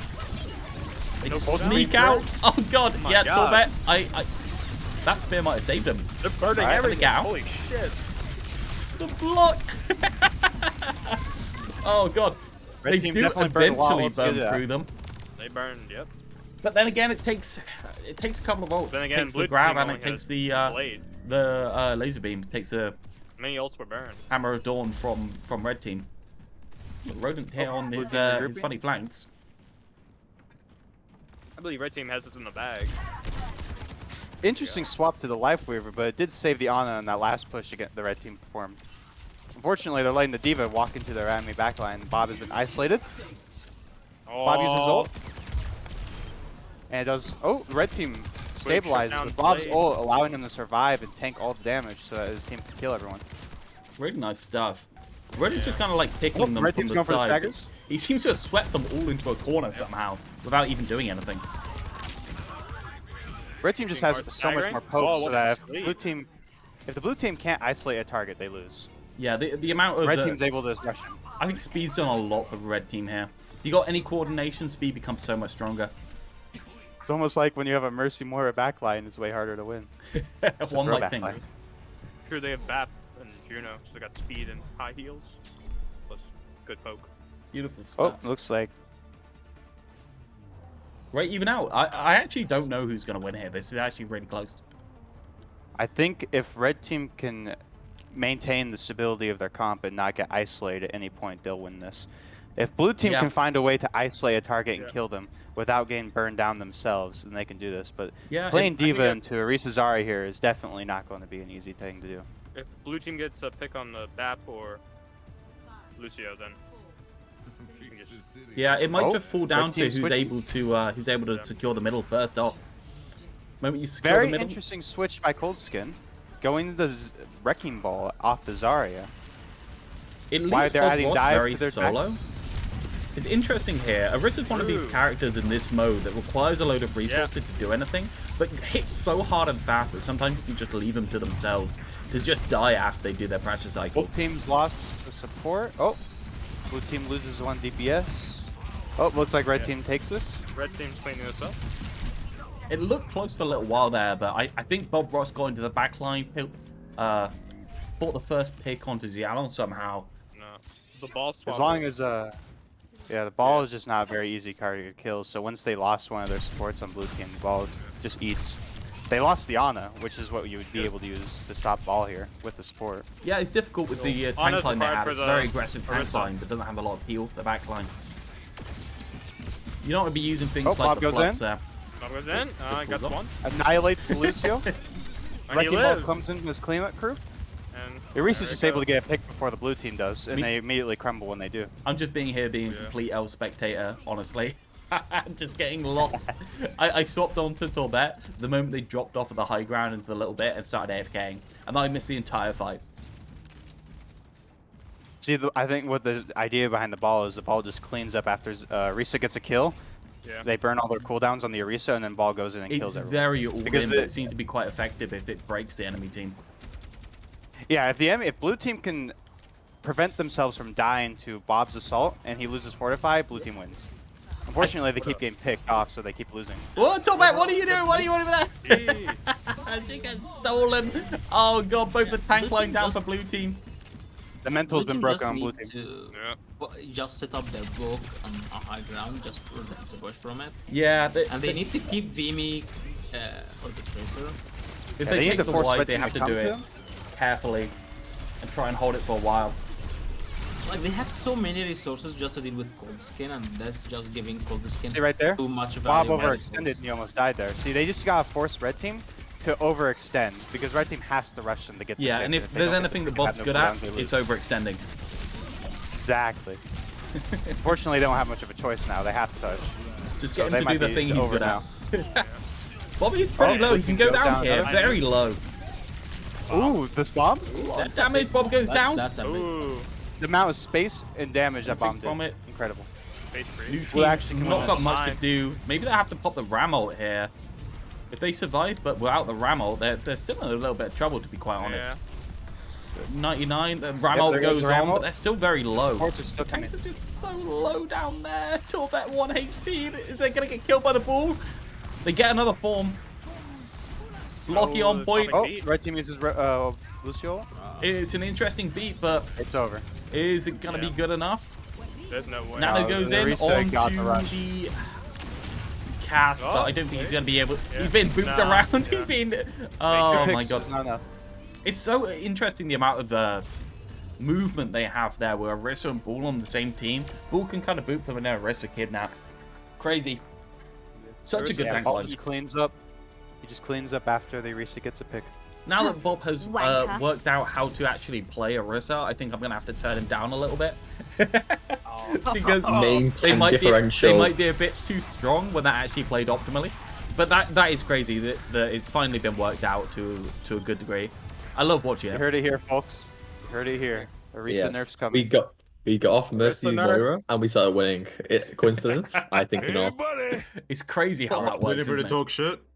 I don't think we're talking shit. We're just complimenting people, I think. We're just being nice guys, as we are.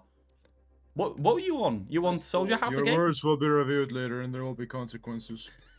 Whoa. Oh, Oh, for God's sake. he's angry. Right. let's get rid of you guys. Big payout on the gambles. It was there. Was it good? One more game and I go for D&D. I think this might be my last game as well. Maybe we'll do like I'll queue into a Volskaya afterwards, but I think it's probably going to be my last one, possibly. I really want to get off to have dinner at a reasonable time. I was on the receiver of the Orisa. As I say, I am happy to be on tomorrow. We'll be on tomorrow to do some commentary. Probably look at Spylo's Mercy stream. Probably yell at Spylo's Mercy stream, to be quite honest, because oh, I got some opinions. I got some damn opinions, dude. But yeah, we will. Let's go. Go back onto the wheel. My Mercy idea, if you remember, was that mentioned? Can someone tell me who actually Spylo talked to on the Mercy stream? Out of curiosity, who do you have on? Don't get too shocked from the length of the video. You can skip quite a bit at the start and end. Yeah, sure. Has he made it into a YouTube video, or would I just have to do the stream? It's been like a day or two, so I doubt he's flipped it yet, right? I'm backing out of AFK. Cool, cool, cool. Welcome back, Dadak. Say my idea is superior? Yeah, yeah. I don't know. Spylo has some weird obsessions with his reworks and ideas. His ideas do make the game a lot more dynamic, but I think he has some blind spots that he can't get over. Such as an addiction to skill scaling on everything in terms of aim. So last game, I'll do this one, then I'll queue up for another one regardless, so don't leave after this one. But I'll be heading off to get dinner. Nyandra? Yeah, I love Nyandra. Some dude whose name I forgot, and another Mercy player whose name I should be remembering. Famous streamer who used to play a lot. Spylo's rework ideas make Mercy aim. Tiefling, if he mentions anything to do with Mercy aiming, I'm gonna lose it. I'm gonna lose it.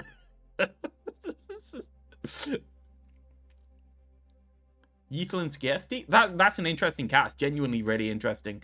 Yeah, that's really cool.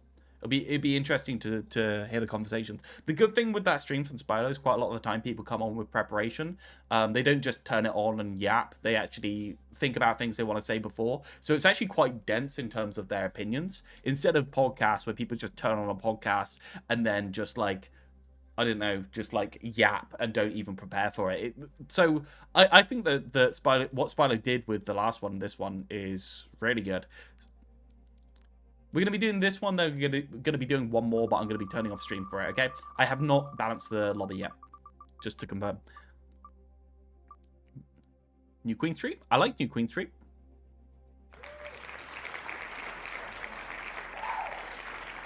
His obsession with mobility and personal speed boost is there. Yeah, I agree with that. Right, let's go through and make sure nobody's getting screwed. Flute, Cardi, Bob, Reactionary. Tiefling, Ratcliffe, Megamon, and Madara. Okay, so nobody's getting screwed. Okay, that's good enough for me. Nobody is going to be sitting out 3 times. Flute, Cardi, Didact, Tiefling, Reactionary, Madara, Junk, Rodent, Coldskin, Tig, Bob, and Synergy.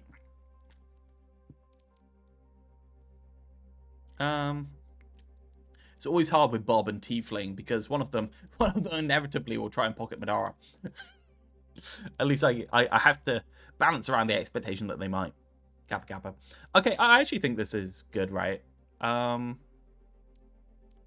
Maybe this is strong. Yeah, this is strong. Let's do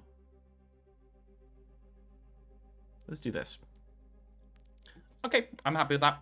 New Queen Street. I don't see why you skip New Queen Street. I like New Queen Street. Sweet. I think New Queen Street is fun.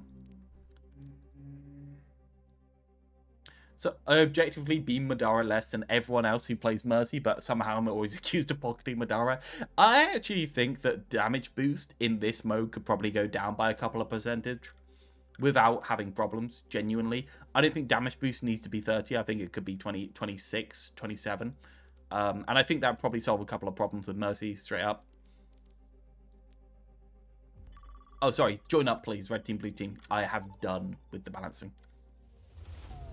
New Queen Street.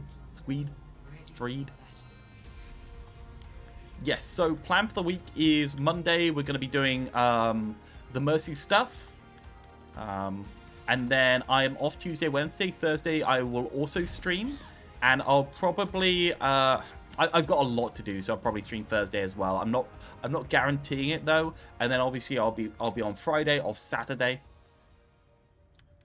Not 100% sure, so I might be off Thursday. Depends on the situation. I will be queuing up for one more game after this. Nice to have a schedule. ... Well, maybe I won't schedule in the future if you got a bitch about it. Love mobility, but the game loses interesting texture if every hero has to have some kind of high mobility to even function. Yeah. Like, what are we doing in the hero-based shooter genre if we're not going to try and make a wide variety of things acceptable, right? Like, what are we doing? Didact now playing Widow because they have to learn about how to play Widow. I was being genuine. You put 2 dots after it. Oh, it's being genuine. I was being sarcastic, but I put 2 dots after the thing. 165 HP. I know it sounds really bad in terms of making the game clean and clear. But it's 1 character, so I don't think it's that bad. And also, it helps with a lot of great points of the hero. Well, Flute's here. I think we need to change down Kiriko's healing. I think Kiriko's good being like this, being an absolute asshole in the backlines. But the problem with Kiriko is they do way too much on main. I think Kiriko should be a really flexible hit scan DPS-y type support. 1 dot is super serious, 2 dots is sarcastic, 3 dots is pensive or mournful. Mournful. Yeah. That's actually very accurate, yeah.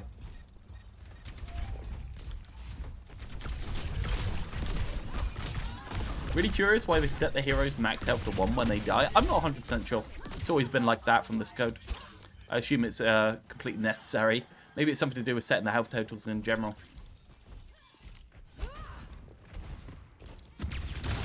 Kiri should do like 90 healing per burst, not 120. So currently Kiri's healing is about like, I think it's 65 per second-ish. I think we need to bring that down to about 52, 51. Maybe even 50. 50 is a bit low, but we need to bring it down to the point where Kiri doesn't feel like they can farm from main. Unless they're weeding. I was annoyed there's no schedule. No, I get it. I 100% get it. I just didn't know what was happening. Regardless, I will be streaming tomorrow and Friday. So that's something for you. Something for you to latch on to, right? Normal time, by the way. Normal. If I'm on stream, I'm always going to be on stream at 4, just to keep it consistent.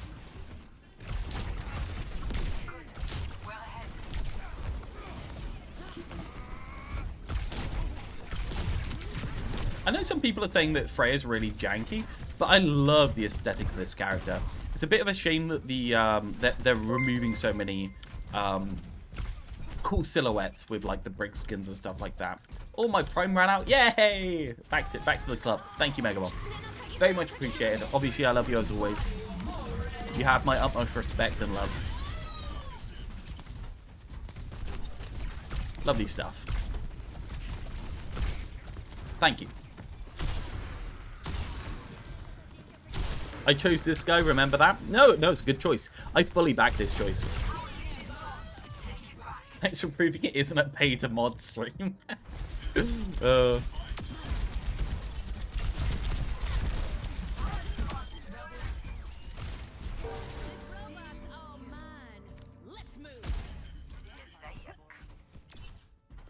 Go in, Sim.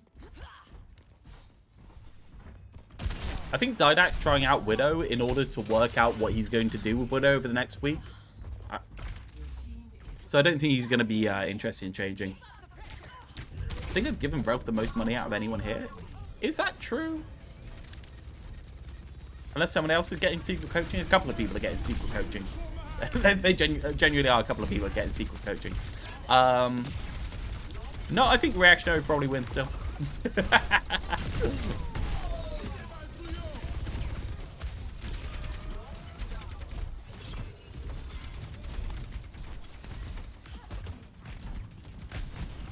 I think the Volt Sky Pipe is probably the most money. Yeah, definitely. Yeah, Reactionary has infinite money pool. I doubt it. I think Reactionary probably just makes bad choices occasionally. Not that I don't appreciate their bad choices.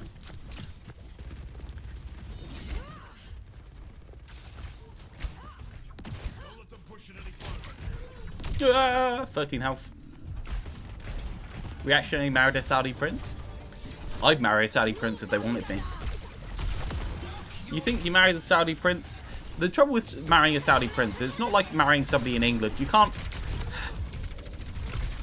divorce the Saudi prince, right? Like, you'll just die if you try and get away from the relationship. So it's not like you can marry for money and then divorce later. Got the emails. Okay. The suspiciously rich furries for artists. Man, the most rich people are commonly the most degenerate. We out. I go back to Didact on the Sojourn.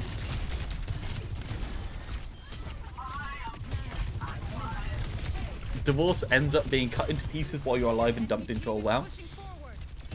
Damn, I hate being dumped into a well while I'm alive. Are the furries rich or just really irresponsible? It's a combination of both, right? I think. Hey, Val, thank you so much, dude. Bring it down hard. Thank you, dude. Very much appreciated. You're incredibly kind to me. I may or may not be made of money. I cannot confirm nor deny my made of moneyness.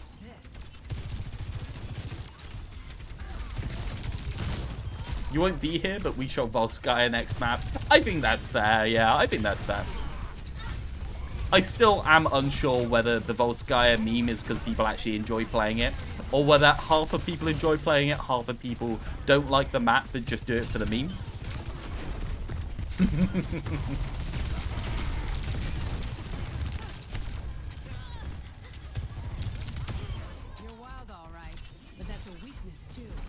From my perspective, I feel like the Sojourn's starting to be a little bit of an ult bot when they're not in like good hands, because they have so much charge from just doing general damage to tanks. Interesting.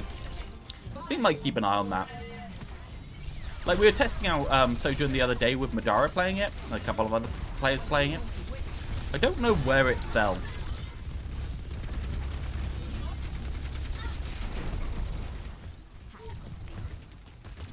Interesting to see the Sigma in here as like one of the only poke tanks left in the game. Oh, we saved it.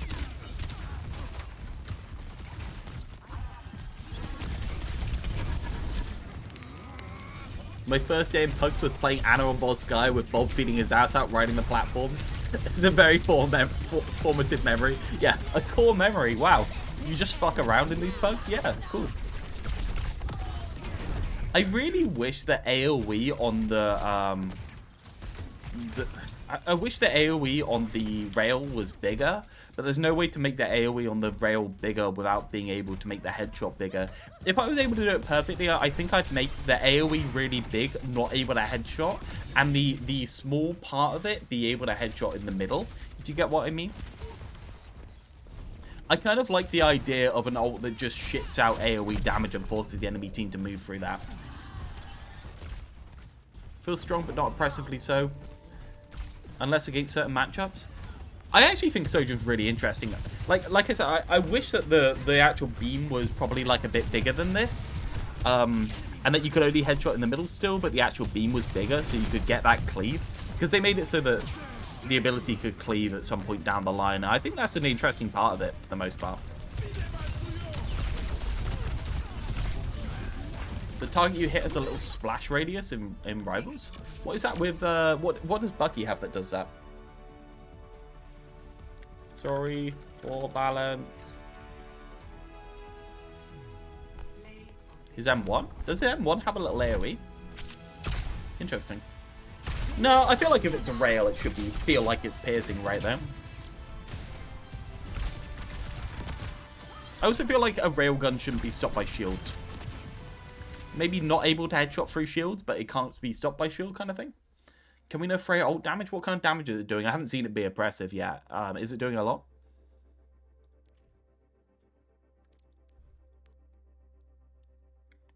The answer is, I don't know.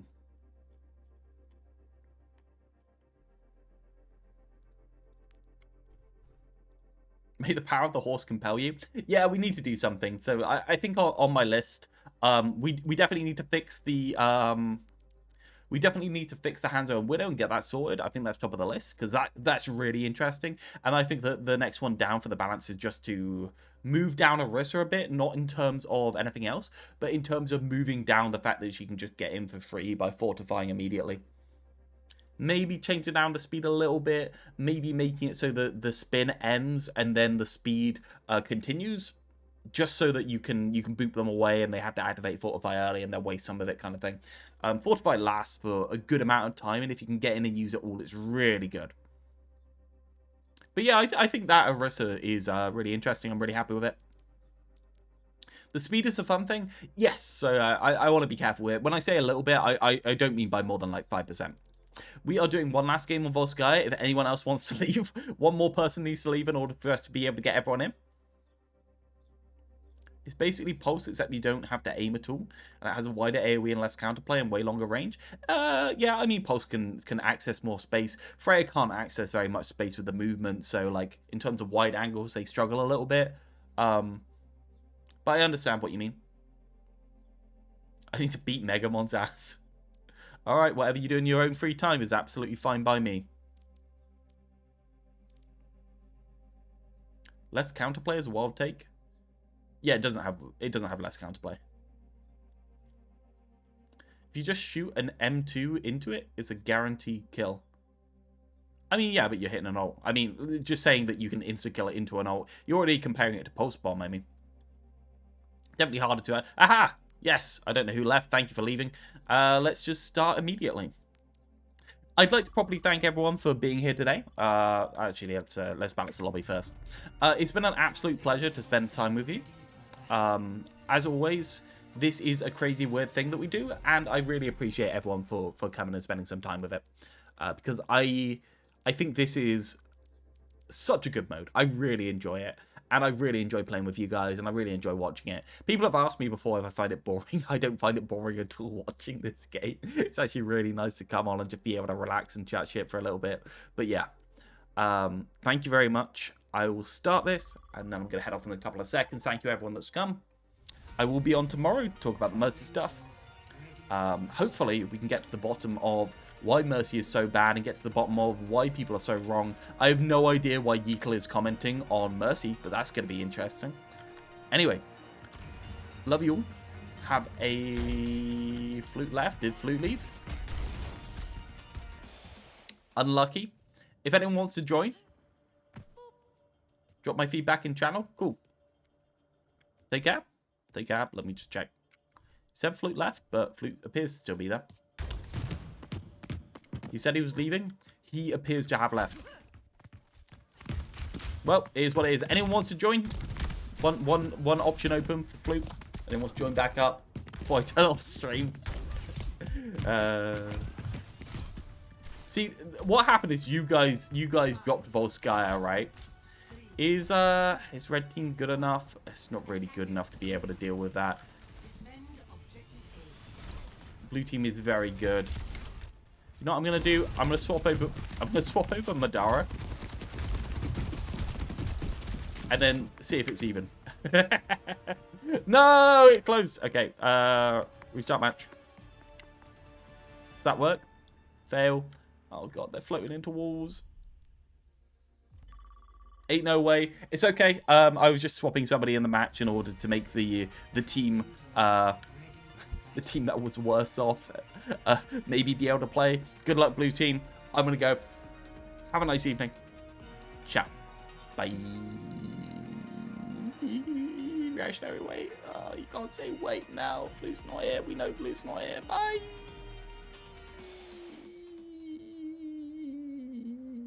Oh wait, that team's really good. Okay, we'll swap over one more time. But that's really good now. Let's do that. Okay, I have decided. Close one more time. Okay, we're crashing, but we're gonna get